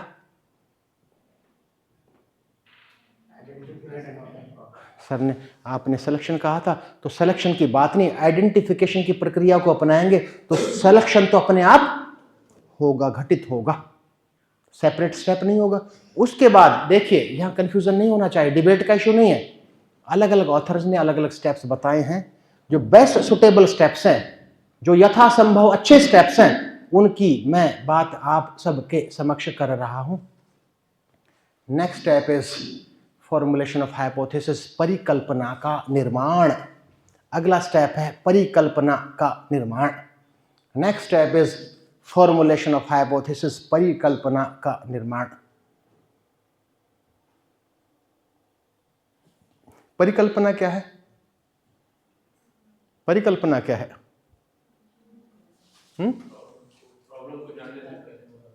प्रॉब्लम से जानने से पहले क्या क्या? पूर्वानुमान। पूर्वानुमान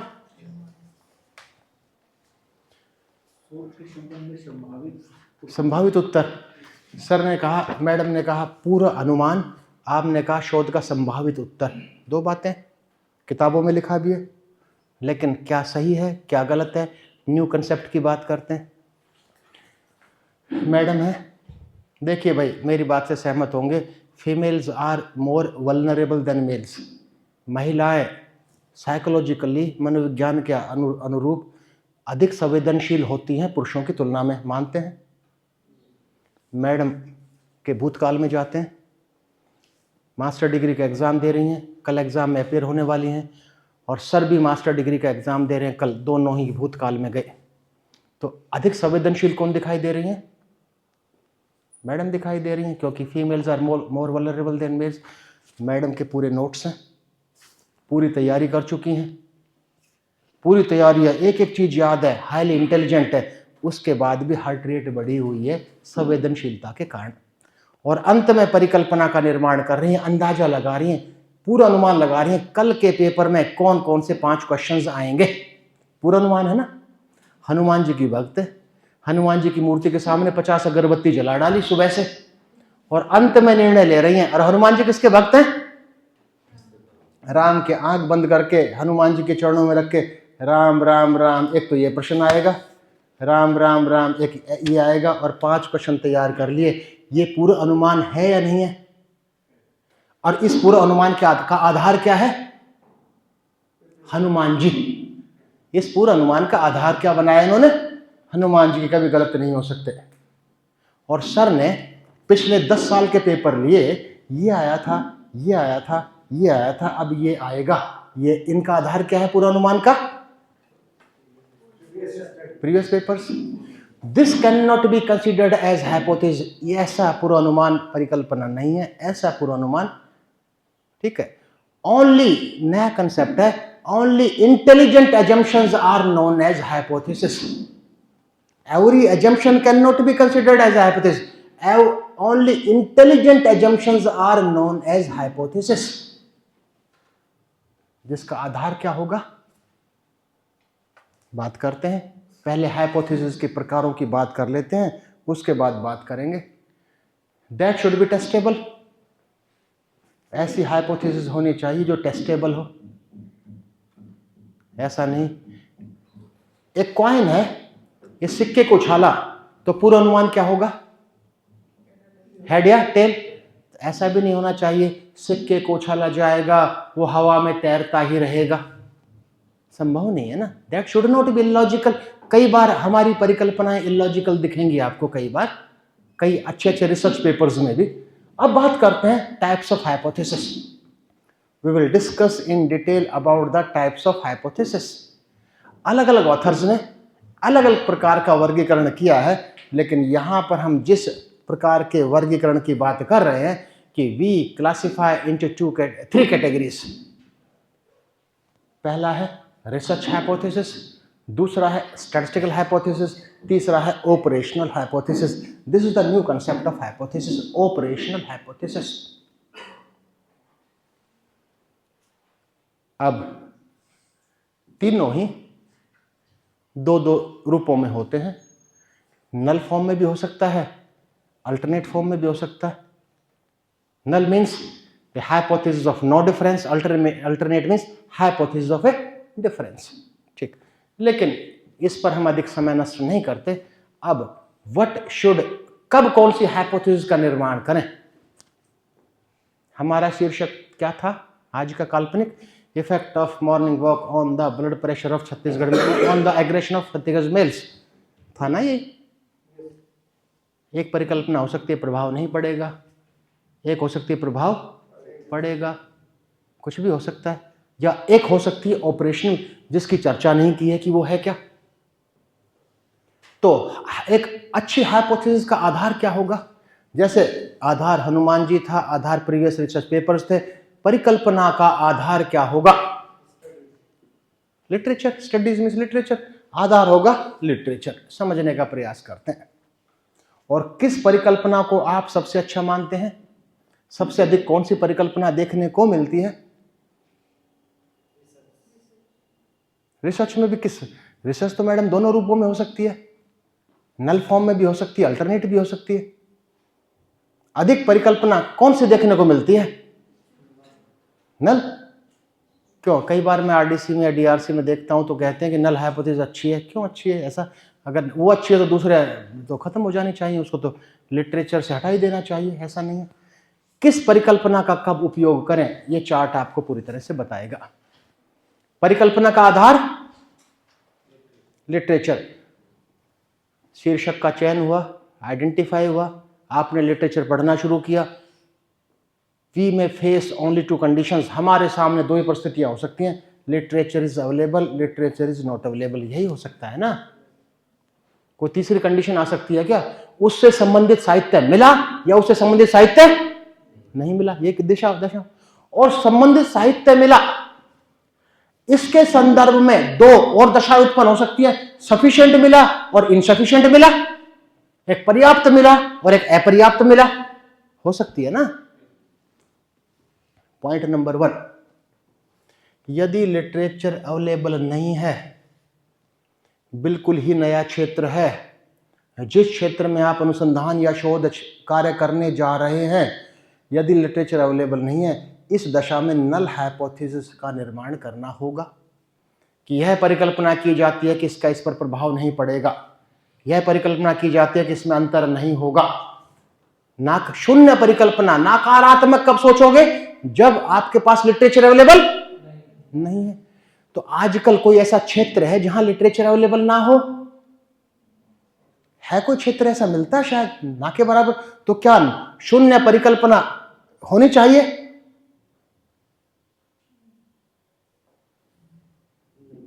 नहीं होनी चाहिए ना। आगे चलते हैं, थोड़ा सा गुंजाइश बनती है कि कैसे। यहां पर कितनी दशाएं हैं, लिटरेचर इज अवेलेबल, सफिशिएंट पर्याप्त है, अपर्याप्त है। Insufficient literature can not be considered as a base to formulate hypothesis. अपर्याप्त साहित्य किसी भी परिकल्पना के निर्माण का आधार नहीं माना जा सकता। 2-4 अध्ययन मिले वो पर्याप्त नहीं है, वो भी उस दशा में भी नल लेंगे, वहां भी नल लेंगे। तो नल अभी तक की चर्चा में 2 ही दशाओं में होगी, जहां पर अपर्याप्त साहित्य हो या साहित्य ना हो। और ये सफिशिएंट लिटरेचर है, ध्यान दीजिए, यहां पर सफिशिएंट लिटरेचर है, पर्याप्त साहित्य है। तो पर्याप्त साहित्य जितने भी हैं, 100-200 अध्ययन आपको मिल गए, सभी में परिणाम एक जैसे होंगे क्या? होमोजेनियस इन फाइंडिंग्स में सभी एक जैसा परिणाम दे रहे, और हेटेरोजेनियस, होमोजेनियस तो संभव नहीं है। कोई कुछ कह रहा होगा, कोई कुछ कह रहा होगा, सबकी फाइंडिंग्स तो लगभग अलग होगी क्या नहीं होगी?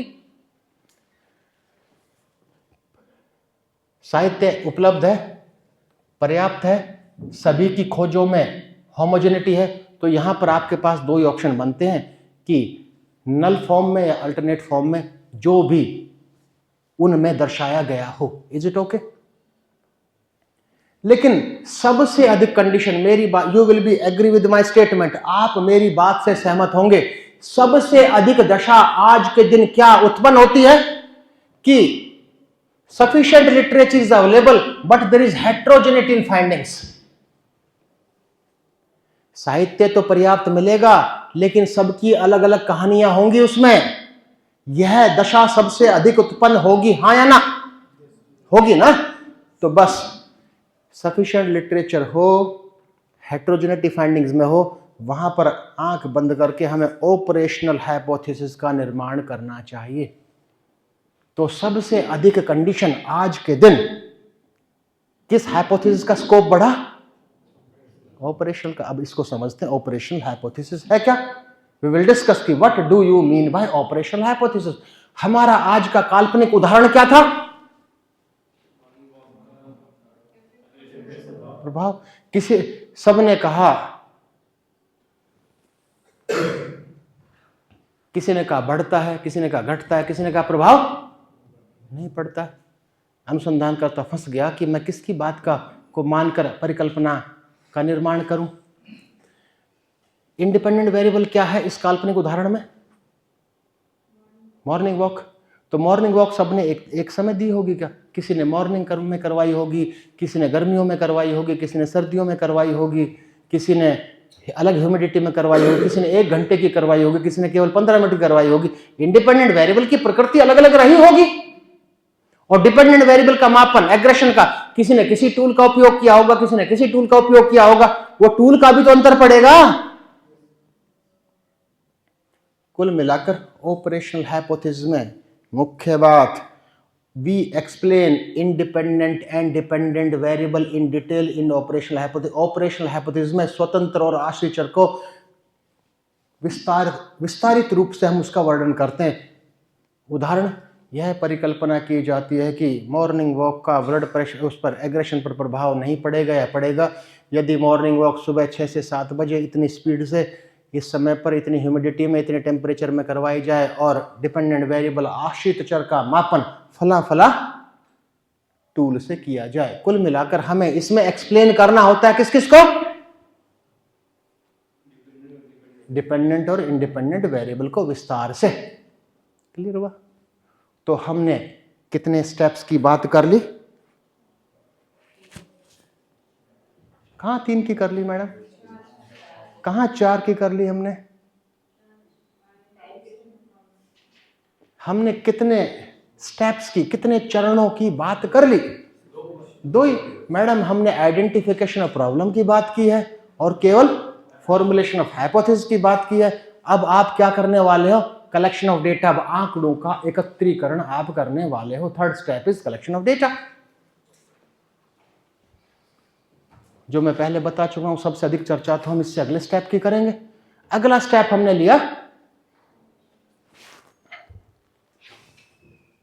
कलेक्शन ऑफ डेटा, आंकड़ों का एकत्रीकरण।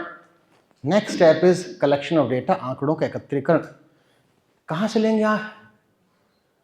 किस रूप में लेंगे? सैंपल के रूप में, न्यायादर्श के रूप में। कहां से लेंगे? पॉपुलेशन से लेंगे। क्यों? क्योंकि हम मान के चलते हैं कि sample represent the entire population, sample represent the entire population. क्या ऐसा है? लिटरेचर बताता, लिटरेचर लिखता है, तो क्या ऐसा वास्तव में है? सर मनोविज्ञान वाले सर हमारा डिपेंडेंट वेरिएबल क्या है? एग्रेशन है। पंडित रविशंकर शुक्ल यूनिवर्सिटी के जितने भी स्टूडेंट्स हैं, मान लीजिए उसका पॉपुलेशन है 5000, इज इट ओके? आप किस पर आधारित अध्ययन करेंगे? सैंपल पर। 5000 से कितना सैंपल ले लिया? मान लो 200 ले लिया। कितना लिया? 200। और डिपेंडेंट वेरिएबल क्या है? एग्रेशन। आपने किसी भी टूल को अपनाकर एग्रेशन मेजर किया, कितने स्कोर्स है एग्रेशन के आपके पास? 200 का मीन लिया, पॉइंट एस्टिमेट मीन आया कितना? 80। Is it okay? वो 80 ने रिप्रेजेंट किया किसको? 5000। एग्री? ठीक।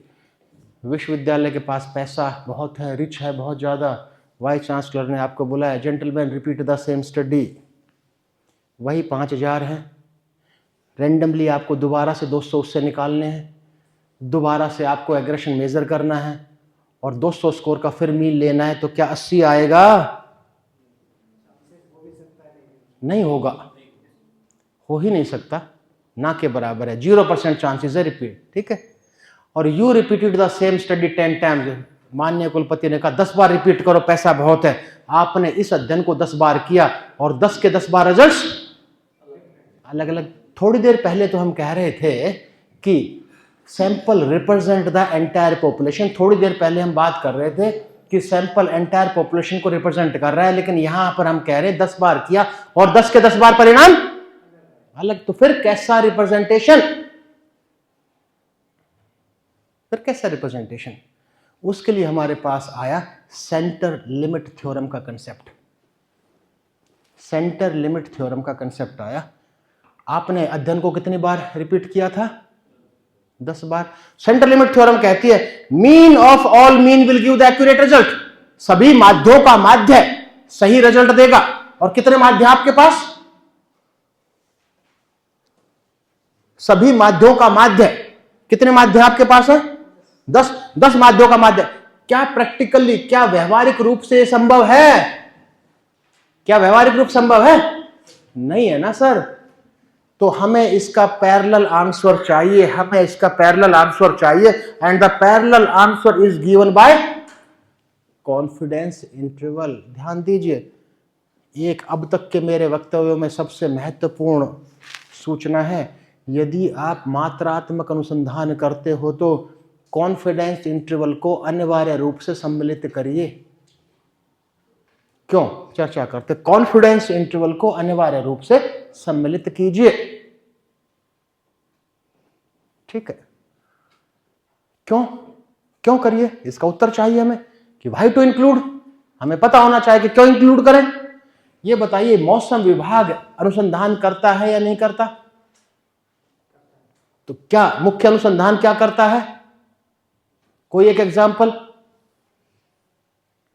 कि टेम्परेचर कैसा होगा कल का। मुख्य रोज तो है, सबसे अधिक तो यही करता है ना कि टेम्परेचर क्या रहेगा कल का। सर, मौसम विभाग ने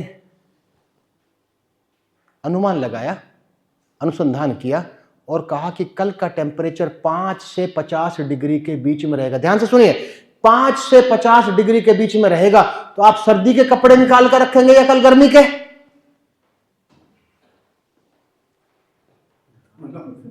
हाँ, इट मींस यूजलेस है ना। ये तो बेवकूफ बनाने वाली बात होगी। और वही कहेगा कि कल का टेम्परेचर 5 से 7 डिग्री के बीच में रहेगा, तो आप कैसे कपड़े निकाल कर रखेंगे? सर्दी के, है ना ऐसा। जितना कॉन्फिडेंस इंटरवल कम होगा किसी भी अध्ययन का, उतना ही रिजल्ट क्वालिटेटिव होगा। हो सकता है उसी अध्ययन को मैं करूं, मेरा कॉन्फिडेंस इंटरवल अलग आए, आप उसको करें आप। तो by the help of confidence interval we decide the quality of our results. यानी कॉन्फिडेंस इंटरवल के आधार पर मात्रात्मक अनुसंधान में किसी भी अनुसंधान की गुणवत्ता का निर्धारण होता है। तो जितना कॉन्फिडेंस इंटरवल कम होगा, उतना ही अध्ययन गुणवत्तापूर्ण होगा। ठीक है। लेकिन हम किस टाइप की बात कर रहे हैं? तीसरे की। किसकी बात कर रहे हैं? कलेक्शन ऑफ डेटा की। डेटा किससे कलेक्ट किए? पॉपुलेशन से। किसके रूप में? सैंपल में, लेकिन सैंपल का रिप्रेजेंटेशन कैसा है, कितनी एक्यूरेसी है, कितनी सटीकता है, वो प्रतिनिधित्व तो कितना कर रहा है, उसको डिसाइड कौन करने वाला है?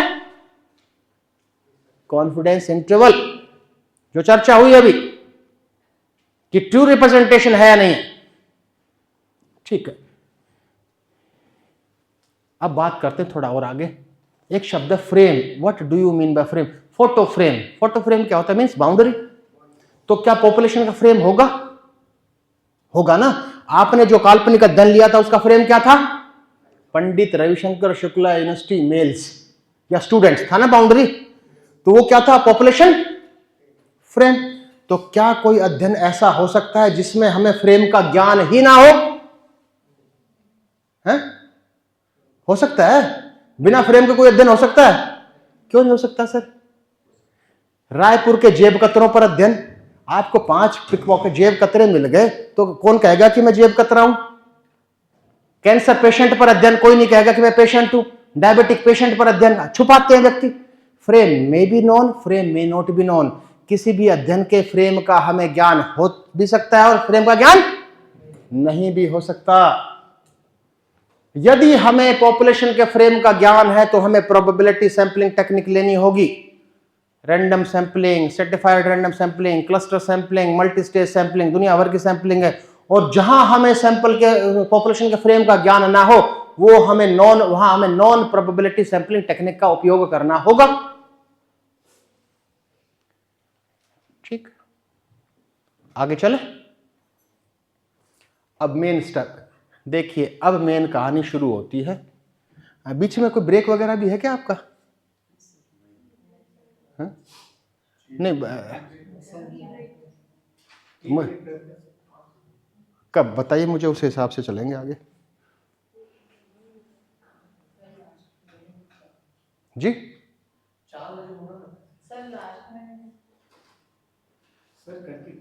कंटिन्यू करते हैं।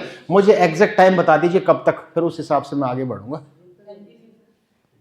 कंटिन्यू, ठीक, बता दीजिएगा। ये स्टेप है, बड़ा इंटरेस्टिंग है, यदि ठीक से आप करेंगे तो बहुत ज़रूरी है, स्पेशली चाहे क्वांटिटेटिव को हम। अगला स्टेप क्या होगा? देखिए, we have discussed about identification problem, we have discussed about hypothesis formulation, आंकड़ों के एकत्रीकरण, तीसरा, चौथा कलेक्शन ऑफ डेटा। आंकड़ों का एकत्रीकरण ही तो है। कलेक्शन ऑफ डेटा मीन्स आंकड़ों का एकत्रीकरण ही तो है, हिंदी में तो यही कहेंगे ना। अगला एनालिसिस ऑफ डेटा, आंकड़ों का विश्लेषण। अब आंकड़ों का विश्लेषण करेंगे, जो कि मुख्य भाग है। आंकड़ों का विश्लेषण, आंकड़ों का विश्लेषण कैसे करेंगे? आंकड़ों का विश्लेषण, हाउ टू एनालाइज डेटा, आंकड़ों का विश्लेषण। ध्यान दीजिए, टू एनालाइज डेटा, आंकड़ों के विश्लेषण के लिए हमें क्या चाहिए? स्टैटिस्टिकल टेक्निक्स, सांख्यिकी तकनीक। और these statistical techniques are known as inferential statistics, इसको हम कहते हैं अनुमानिक सांख्यिकी। अनुमानिक सांख्यिकी क्यों कहते हैं? इन्फरेंशियल स्टैटिस्टिक्स क्यों कहते हैं? क्योंकि there are some limitations of statistics, और वो लिमिटेशन में सबसे मुख्य लिमिटेशन है statistical laws are not exact. सांख्यिकी के नियम बिल्कुल सटीक नहीं है। जो हमें उत्तर मिलता है वो प्रोबेबल आंसर है, संभावित उत्तर है, 100% सटीकता नहीं होती उसमें। तो इसलिए हम कहते हैं inferential statistics. And all inferential statistics are divided into 2 categories. जितने भी अनुमानिक सांख्यिकी हैं, जितने भी सांख्यिकी तकनीक हैं, हम 2 उपभागों में विभाजित करते हैं, parametric and non parametric, parametric statistics and non parametric statistics. और हम आंख बंद करके हमेशा पैरामेट्रिक स्टैटिस्टिक्स का उपयोग करते हैं, नॉन पैरामेट्रिक का नहीं करते हैं। लेकिन कुछ मान्यताएं हैं, कुछ न्यूनतम मान्यताएं हैं, उन मान्यताओं की पूर्ति होनी चाहिए पैरामेट्रिक स्टैटिस्टिक्स लगाने के लिए। अब प्रश्न उठा कि ये मान्यताएं कौन कौन सी हैं। First assumption is the data should be normally distributed. The data should be normally distributed. जो नॉर्मल डेटा है पैरामेट्रिक लगाएंगे, नॉन नॉर्मल डेटा है पैरेलल नॉन पैरामेट्रिक टेक्निक लगेगी। दूसरा है स्केल ऑफ मेजरमेंट। कितने स्केल ऑफ मेजरमेंट थी जिसकी चर्चा कर चुके? 4, नॉमिनल, ऑर्डिनल, इंटरवल, रेशो। पहले दो कौन कौन सी थी? नॉमिनल, ऑर्डिनल में हम नहीं लगा सकते। हम कम से कम इंटरवल या रेशो स्केल, तीसरा और चौथा स्केल ऑफ मेजरमेंट चाहिए कम से कम, क्या लगाने के लिए? पैरामेट्रिक। जबकि non parametric statistics can be applied in any distribution, normal, non normal, और यह किसी भी स्केल ऑफ मेजरमेंट में लग सकती है, नॉमिनल में भी, ऑर्डिनल में भी, इंटरवल में भी, रेशो में भी। क्लियर हुआ? तो हमने आंकड़ों का एकत्रीकरण कर लिया और यहां पर हमें निर्णय लेना है कि पैरामेट्रिक का उपयोग करें या नॉन पैरामेट्रिक। तो उसके लिए सबसे पहला स्टेप, आंकड़ों के एकत्रीकरण के बाद, आफ्टर कलेक्टिंग द डेटा, पहला स्टेप हमारा क्या होना चाहिए?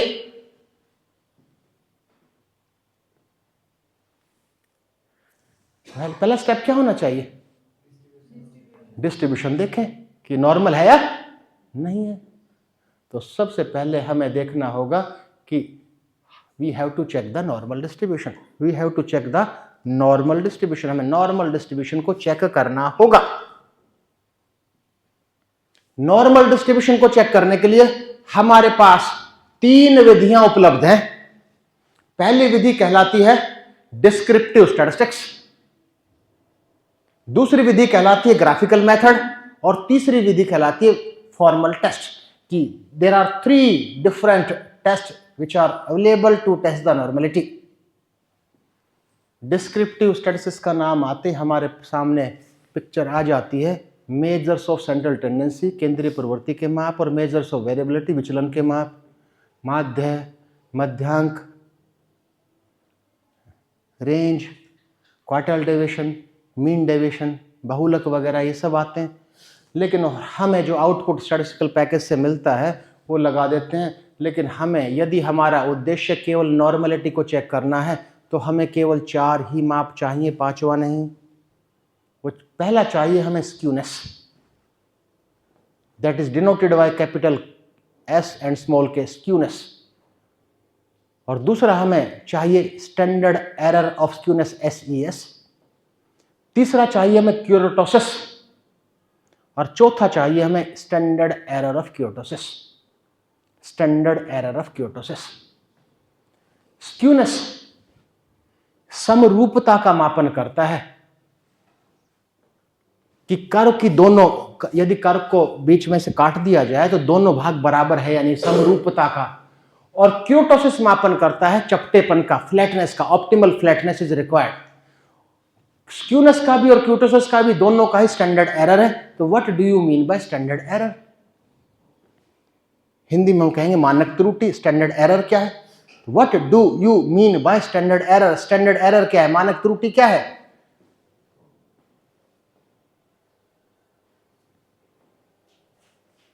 सर पहले से जानते हैं, कभी जानते हैं सर को? जानते हैं ना कैसे आदमी है सर? बहुत अच्छे हैं। ईमानदारी से बताइएगा सर, इनके अंदर कोई एक भी कमी नहीं है? ईमानदारी से, एक भी कमी नहीं है, यानी जीवन में एक भी कमी दिखाई नहीं दी। ये अगर सर ब्रह्मा जी भी मनुष्य के रूप में जन्म ले लें पृथ्वी पर भी, वो बुराई विहीन कभी हो सकते हैं, कमी ना हो सकती है क्या? सर ने कहा कि सर कोई कमी नहीं है इनमें,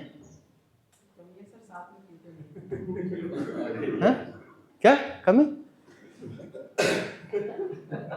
देखिए सर, हमारा यहाँ उद्देश्य, देखिए सर, हमारा यहाँ उद्देश्य स्टैंडर्ड एरर को एक व्यंग्यात्मक उदाहरणों के माध्यम से जल्दी समझ में आते हैं इसको। हाँ सर, ये बहुत 10 साल से जानता हूँ, आप बहुत अच्छे हैं सब कुछ, लेकिन कुछ ना कुछ कमियां जरूर होंगी। It means every individual is bound to have some error. एक तरफ तो कह रहे हैं कि सर अच्छे हैं, फिर दूसरी तरफ सर कह रहे हैं कि सर कमियां भी है। तो कोई व्यक्ति कमियों के साथ कैसे अच्छा हो सकता है? हो सकता है क्योंकि सर हमारे समाज ने एक न्यूनतम रेखा, काल्पनिक रेखा फिक्स कर दी, इससे नीचे की कमियां हैं वो स्वीकार्य हैं, तो अच्छे हैं। जिस दिन इसको क्रॉस किया वो, तो every individual is bound to have some error. प्रत्येक व्यक्ति विशेष की बाध्यता है कि उसमें त्रुटियां होंगी। उसी प्रकार से प्रत्येक सांख्यिकी तकनीक की भी बाध्यता है कि त्रुटियां होंगी। Acceptable errors are known as, इतना चलेगा। नहीं क्लियर हुआ? क्योंकि पहले एक लाइन याद कीजिए, statistical laws are not exact, सटीक नहीं है, प्रोबेबल है, संभावित उत्तर है। तो देखिए ये स्क्यूनेस की वैल्यू है जो भी कैलकुलेट करने वाले हैं, और ये उसका स्टैंडर्ड एरर है। तो स्क्यूनेस की वैल्यू उसके स्टैंडर्ड एरर से कम हो और क्यूटोसिस की वैल्यू उसके स्टैंडर्ड एरर से कम होनी चाहिए। सीधी सी बात है, वो तरीका है अपना मापन का। अगला कौन सा विधि है? Graphical method. उस ग्राफिकल मेथड को कहा जाता है QQ plot. It's very easy to calculate, उसके माध्यम से करते हैं। और तीसरा फॉर्मल टेस्ट, जिसका काम ही केवल नॉर्मलिटी को चेक करना है, और वो there is a long list of the normal test, लेकिन मैं I am going to list only 4, केवल 4 आपके समक्ष रख रहा हूं। KST Kolmogorov Smirnov test, SWT Shapiro Wilk test, तीसरा ADT एंडरसन डार्लिंग टेस्ट, और चौथा है RJT रेयान जॉयनर टेस्ट। लेकिन हमें कितने चाहिए? केवल हमें तो एक ही चाहिए ना। चाहे KST का उपयोग करो, चाहे SWT का करो, चाहे ADT का करो, चाहे RJT का करो, हमें तो एक ही टेस्ट चाहिए। और किस सॉफ्टवेयर का आप अत्यधिक उपयोग करते हैं? SPSS का करते हैं। तो सर SPSS इन चारों टेस्ट में से पहले 2 की सुविधा हमें प्रदान करता है। SPSS हमें प्रोवाइड करता है फैसिलिटी किस किस की? KST कोल्मोगोरोव स्मिर्नोव टेस्ट की और SWT शापिरो विल्क टेस्ट की। Clear sir? आगे चलते। अब नॉर्मलिटी चेक कर ली। देखिए हम किस स्टेप की बात कर रहे हैं? एनालिसिस ऑफ डेटा, आंकड़ों का विश्लेषण। आंकड़े थे, नॉर्मलिटी टेस्ट कर ली, डिसाइड कर लिया कि पैरामेट्रिक लगेगा या नॉन पैरामेट्रिक। नॉर्मल आया, आंकड़े नॉर्मल है तो पैरामेट्रिक, नॉन नॉर्मल है तो अब क्या करें? अब एनालाइज करेंगे ना। तो जितने भी छोड़ते हैं इसको। अब स्टैटिस्टिकल टेक्निक्स, किस एक विजन डेवलप करते हैं, किस टेक्निक का उपयोग कहां पर, किस टेक्निक का उपयोग कब, कहां, कैसे। जितने भी स्टैटिस्टिकल टेक्निक्स थे कितने भागों में बांटा? कौन कौन सी बांट दिया? ठीक समझने के लिए पैरामेट्रिक को भी 2 विभिन्न भागों में बांटते हैं, जिससे ठीक समझ पाए। कंपैरेटिव तुलनात्मक और रिलेशनशिप सहसंबंधात्मक। तुलनात्मक और सहसंबंधात्मक, किसी भी फील्ड की बात कर लीजिए, लॉ की, सोशियोलॉजी की, ह्यूमैनिटीज की, सोशल साइंस की, मैनेजमेंट की, बिजनेस की, बिजनेस रिसर्चेज की, फिजिकल एजुकेशन की, एजुकेशन की, हर क्षेत्र में सांख्यिकीय तकनीकों का हम उपयोग करते हैं। यदि क्वांटिटेटिव रिसर्चेज हम करते हैं, यदि हम मात्रात्मक अनुसंधान का आयोजन करते हैं, तो कंपैरेटिव पहले से शुरू करते हैं। कंपैरेटिव एनालिसिस, तुलनात्मक सांख्यिकी। सर तुलना करने के लिए सबसे छोटी तुलना कैसी हो सकती है? छोटी से छोटी तुलना कैसी हो सकती है? मैं यदि पूछूं आपसे कि स्मॉलेस्ट कंपैरिजन करना, छोटे से छोटी तुलना कैसी हो सकती है, तो बताइए ना। 2 समूह की छोटी तुलना कम से कम 2 समूह के बीच में तो होगी ना। Smallest comparison is possible between 2 groups. 2 समूहों की तुलना कैसे करनी है? 2 से अधिक समूहों की तुलना कैसे करनी है? कोवेरिएट के साथ तुलना कैसे करनी है? बात करते हैं विस्तार से। We will discuss in detail, we will discuss in detail. ठीक। अब मैं पूछूं आपसे कि रिलेशनशिप, सहसंबंध स्थापित करना हो, सहसंबंध ज्ञात करना हो, तो सबसे छोटा सहसंबंध कैसा हो सकता है?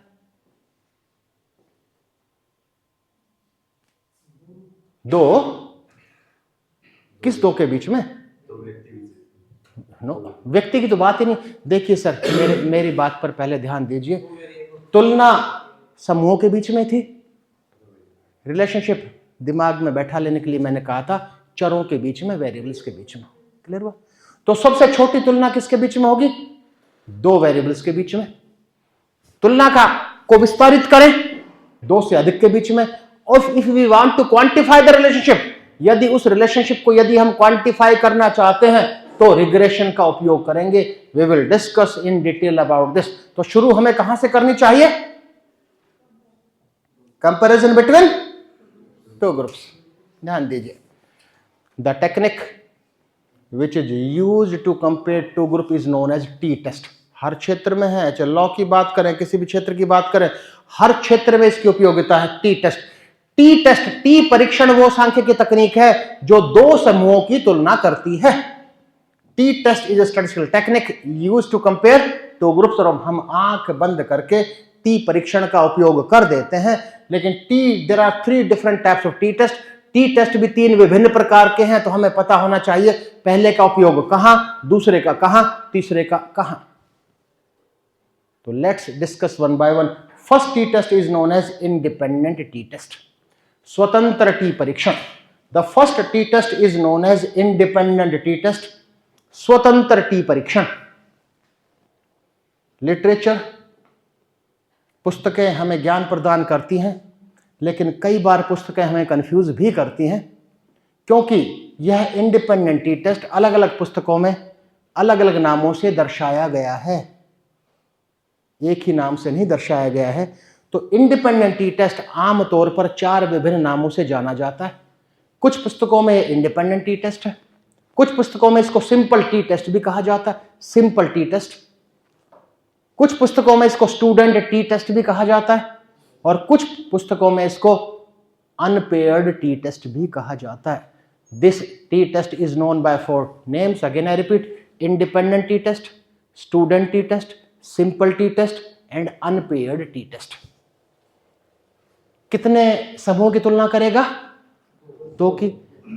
कितने प्रकार के हैं? 3 प्रकार। 3 ही तो बात हुई थी, 3 प्रकार के, और तीनों ही 2 के समूह थे। किस प्रकार की? तो independent T test is used to compare two independent groups. 2 स्वतंत्र समूहों की तुलना करने के लिए जिस टी टेस्ट का उपयोग किया जाता है वो कहलाता है इंडिपेंडेंट टी टेस्ट। एक काल्पनिक शीर्षक का निर्माण करते हैं, comparison of aggression between males and females. महिलाओं और पुरुषों के गुस्से का तुलनात्मक अध्ययन। कितने समूह हमारे पास? 2, महिला पुरुष, और दोनों ही इंडिपेंडेंट है। क्लियर हुआ? तो एक शीर्षक हमारा हो गया comparison of aggression between males and females. Clear हुआ? आगे चलते हैं। Next one is known as dependent T test. Next one is known as dependent T test, आश्रित टी परीक्षण। इंडिपेंडेंट टी टेस्ट कितने नामों से जाना जाता है? यह भी 4 विभिन्न नामों से जाना जाता है। डिपेंडेंट टी टेस्ट, आश्रित टी परीक्षण। पेयर्ड टी टेस्ट दूसरा नाम है, पेयर्ड टी टेस्ट। तीसरा कोरिलेटेड टी टेस्ट,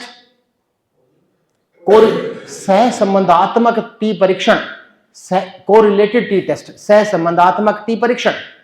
और एक चौथा नाम जो इसका है, प्रचलन में है, वो है repeated measure T test.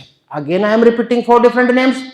This dependent t-test is known by 4 different names: dependent t-test, correlated t-test, paired t-test and repeated measure t-test. हमारे इंडिपेंडेंट टी-टेस्ट का काल्पनिक शीर्षक क्या था? सर कहां से मॉर्निंग वॉक आ गया सर? महिला और पुरुष के गुस्से का तुलनात्मक अध्ययन। इंडिपेंडेंट टी-टेस्ट का हमारा टाइटल था, काल्पनिक शीर्षक था, महिला और पुरुषों का दोनों समूह कैसे थे? स्वतंत्र थे, इंडिपेंडेंट थे। किस किस नाम से थे? Male and female. यहां पर एक शीर्षक वही है जो हमारा था, effect of morning walk on aggression. तो सबसे पहले आप प्री टेस्ट लेंगे, प्री टेस्ट के बाद मॉर्निंग वॉक करवाएंगे, और उसके बाद पोस्ट टेस्ट लेंगे, और आप प्री और पोस्ट को कंपेयर करेंगे। वहां पर इंडिपेंडेंट टी टेस्ट में कितने कॉलम्स थे? 2 थे ना, मेल फीमेल। और यहां पर भी कितने कॉलम्स हैं? 2, एक प्री और एक पोस्ट। फर्क क्या है? Independent T test is used to compare 2 independent groups and dependent T test is used to compare 2 different observations of the same group. एक ही समूह के 2 विभिन्न प्रकार के आंकड़ों की तुलना करने के लिए जिस सांख्यिकीय तकनीक का हम उपयोग करते हैं वो कहलाती है आश्रित टी परीक्षण। क्लियर हुआ? क्लियर? इट मीन्स अब मेरा प्रश्न, ये किस प्रकार के अध्ययन करता है और ये किस प्रकार के अध्ययन करता है? उत्तर है इंडिपेंडेंट टी टेस्ट सर्वेक्षण अध्ययन करता है। सर्वेक्षण भी कौन से? तुलनात्मक सर्वेक्षण। और डिपेंडेंट टी टेस्ट किस प्रकार का अध्ययन करता है? डिपेंडेंट टी टेस्ट किस प्रकार का अध्ययन करता है? एक्सपेरिमेंटल। क्लियर हो गया ना? इंडिपेंडेंट टी टेस्ट तुलनात्मक अध्ययन करता है, लेकिन तुलनात्मक कैसा? सर्वेक्षण। This independent T test is used to conduct survey studies and dependent T test is used to conduct experimental studies. कितने टी टेस्ट थे? टी टेस्ट कितने प्रकार के थे? 3। Next one is one sample T test, एक न्यायदर्श T परीक्षण। Third type of T test is known as one sample T test, एक न्यायदर्श टी परीक्षण। एक न्यायदर्श टी परीक्षण। इंडिपेंडेंट टी टेस्ट 4 नामों से जाना जाता है, डिपेंडेंट टी टेस्ट भी 4 नामों से जाना जाता है, लेकिन आज तक मुझे किसी पुस्तक में वन सैंपल टी टेस्ट का कोई दूसरा नाम दिखाई नहीं दिया। One sample T test is known by a single name, that is known as one sample T test. Repeat करते हैं, इंडिपेंडेंट टी टेस्ट का हमारा काल्पनिक शीर्षक क्या था? Comparison of aggression between male female. और डिपेंडेंट टी टेस्ट का हमारा काल्पनिक शीर्षक क्या था? था प्रीपो, लेकिन काल्पनिक शीर्षक अनुसंधान का था ना, कोई शोध का। मॉर्निंग वॉक का एग्रेशन पर प्रभाव, ये था ना? ठीक है। और पहले की प्रकृति कैसी थी? सर्वे।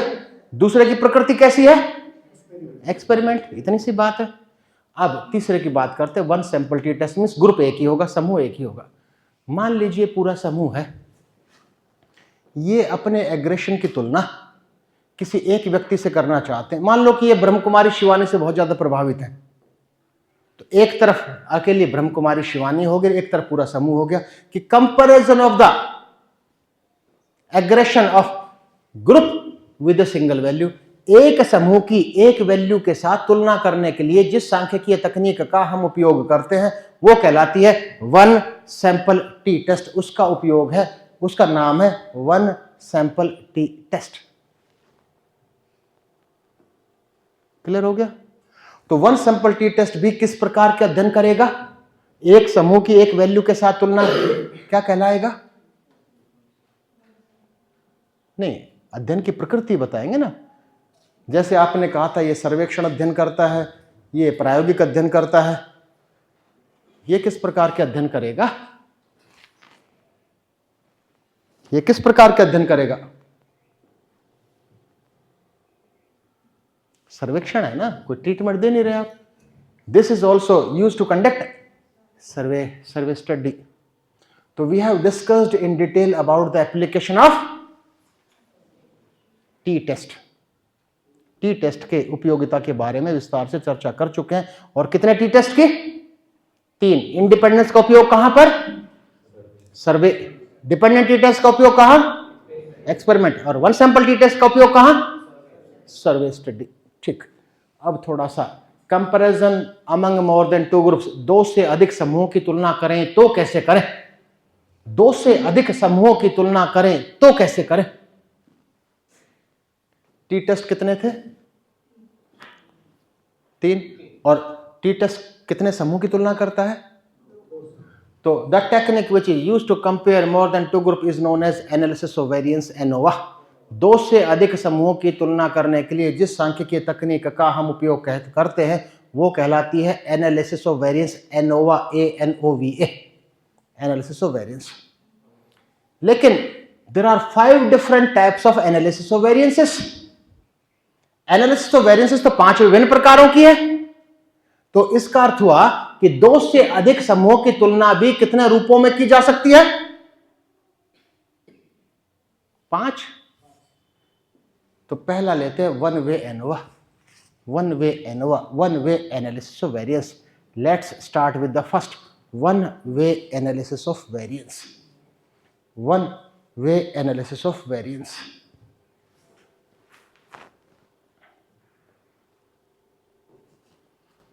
इन लेमेन्स लैंग्वेज, एक आम भाषा में हम कह सकते हैं one way ANOVA is an extension of independent T test, कि one way ANOVA independent T test का विस्तारण है। इंडिपेंडेंट टी टेस्ट के शीर्षक पर चले जाइए, क्या शीर्षक था? Comparison of aggression between male and female. दो समूह थे ना, और यहां समूह कितने होंगे? 2 से। Comparison of aggression between arts, commerce and science students, 3 समूह हो गए। आर्ट्स ग्रुप है, कॉमर्स ग्रुप है, साइंस ग्रुप है। 3 या उससे अधिक भी हो सकते हैं। क्लियर हो गया? इंडिपेंडेंस होगी, समूह स्वतंत्र होंगे, लेकिन फर्क यह है independent T test is used to compare 2 independent groups and ones way ANOVA is used to compare more than 2, not group, one more than 2 independent groups. शब्द स्वतंत्र होने चाहिए ना, इंडिपेंडेंट ग्रुप्स होने चाहिए। क्लियर हुआ? लेकिन वन वे एनोवा को कुछ जगह सिंपल एनोवा के नाम से भी दर्शाया गया। Simple ANOVA, simple ANOVA means one way ANOVA. तो वन वे एनोवा का हमारा आज का काल्पनिक शीर्षक क्या हो गया? अभी बनाया ना शीर्षक, comparison of aggression between arts, commerce and science students. ये आज का हमारा काल्पनिक शीर्षक हुआ। ठीक, तो अब बताइए वन वे एनोवा भी किस प्रकार के अध्ययन करता है? वन वे एनोवा भी किस प्रकार के अध्ययन करता है? सर्वे सेम है। जो प्रकृति इंडिपेंडेंट टी टेस्ट की थी सर, और वही प्रकृति वन वे एनोवा की है। अगला बात करते हैं repeated measure ANOVA. Repeated measure ANOVA, repeated measure analysis of variance. अब ध्यान दीजिए, वन वे एनोवा एक्सटेंशन किसका था?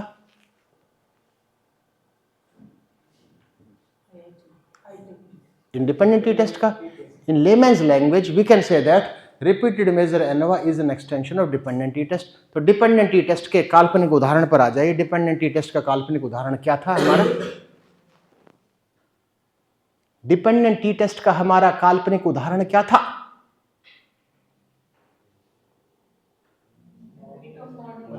Effect of morning walk on aggression. Madam morning walk कितने दिन, ये ट्रीटमेंट था जिस ट्रीटमेंट का इस काल्पनिक उदाहरण में नाम है मॉर्निंग वॉक, कितने दिनों तक दिया? मान लो ना, ये ट्रीटमेंट मॉर्निंग वॉक कितने दिन करवाया आपने? 100 days.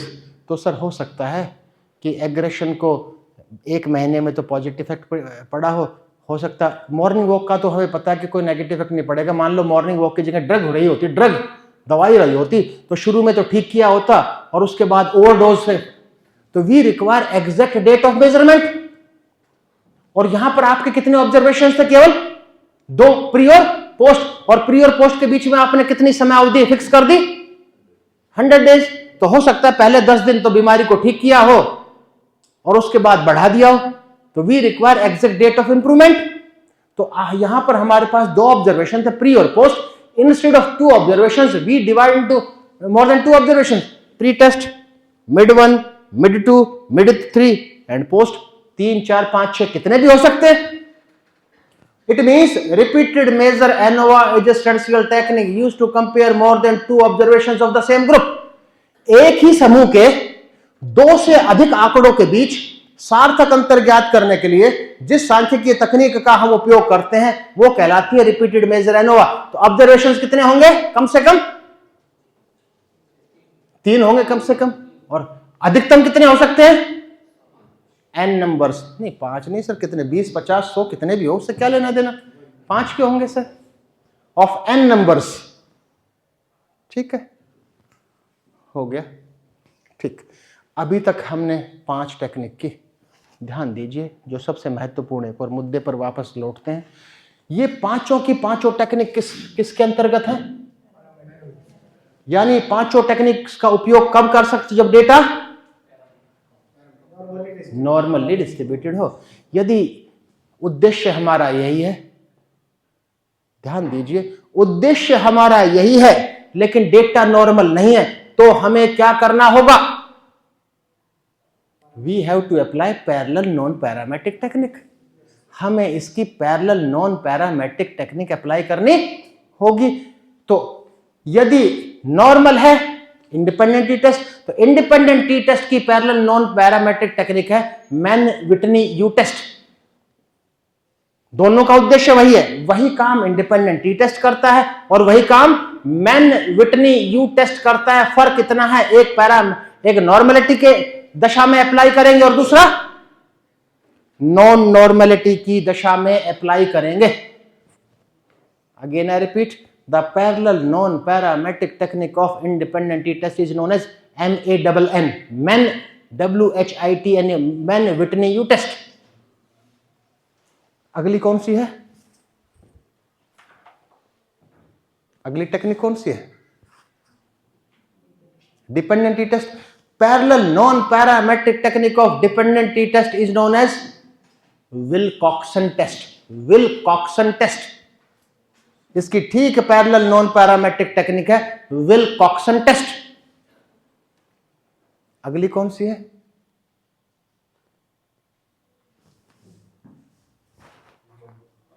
One sample T test. One sample T test की पैरेलल नॉन पैरामेट्रिक टेक्निक है साइन टेस्ट। छोटा सा नाम है SIGN, sign test.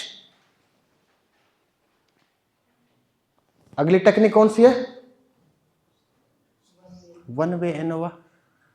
One way ANOVA की पैरेलल नॉन पैरामेट्रिक टेक्निक है Kruskal Wallis test, KRAUSKAL, Kruskal Wallis test.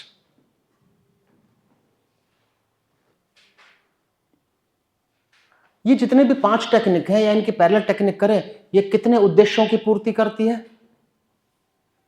ये कितने उद्देश्यों की पूर्ति करती है? प्रत्येक टेक्निक कितने उद्देश्यों की पूर्ति करती है? केवल एक। Independent test to compare two independent group, जो हमारे एग्जांपल में मेल फीमेल थे, to compare two different scores of the same group जो प्री पोस्ट थे। यानी ये पांचों की पांचों टेक्निक केवल एक उद्देश्य की पूर्ति करते हैं। इस बात से आप सहमत है या नहीं है? सहमत है ना? देखिए, रिसर्च की बात कर रहे हैं। रिसर्च ये प्रूव कर चुकी है कि कोई भी व्यक्ति विशेष जागरूकता के साथ निरंतर 15-20 मिनट से ज़्यादा नहीं सुन सकता। उसके बाद जो ग्रहणशीलता होती है ना, वो 99%, 98%, 97%, और एक ऐसा समय भी आता है जिसमें ग्रहणशीलता 0% आ जाती है। और रिसर्च की भाषा में हम उसको कहते हैं रिजेक्टिंग टाइम। तो आप में से ना अधिकतर अब रिजेक्टिंग टाइम में प्रवेश कर चुके। तो रिजेक्टिंग टाइम में प्रवेश करने के बाद दिमाग में बैठाना है तो दिए और तूफान की कहानी, लेकिन क्योंकि निस्तार जी ने, कुजूर जी ने एक टॉपिक आवंटित किया है तो उसको तो पूरा करना है। थोड़ा सा कोऑपरेट कीजिए, थोड़ा सा और कोऑपरेट कीजिए। जब इतना हो गया तो, या आपके, मुझे कुजूर जी ने और एक रिक्वेस्ट किया था कि आपके कोई क्वेश्चंस हों किसी भी तरह के, तो आपसे भी इंटरेक्शन किया जा सकता है। आप पूछिए, अगर मेरी सामग्री से आप, हाँ, इस सामग्री के अलावा भी कुछ पूछना चाहते हैं? हाँ, हाँ बेटा। हाँ तो ठीक है मैडम, मैं तो पूछ चुका हूँ, आधे घंटे पहले पूछा था। टी ब्रेक का टाइम है, किसी ने टोका ही नहीं। चलो टी ब्रेक के बाद बात करते हैं। Thank you.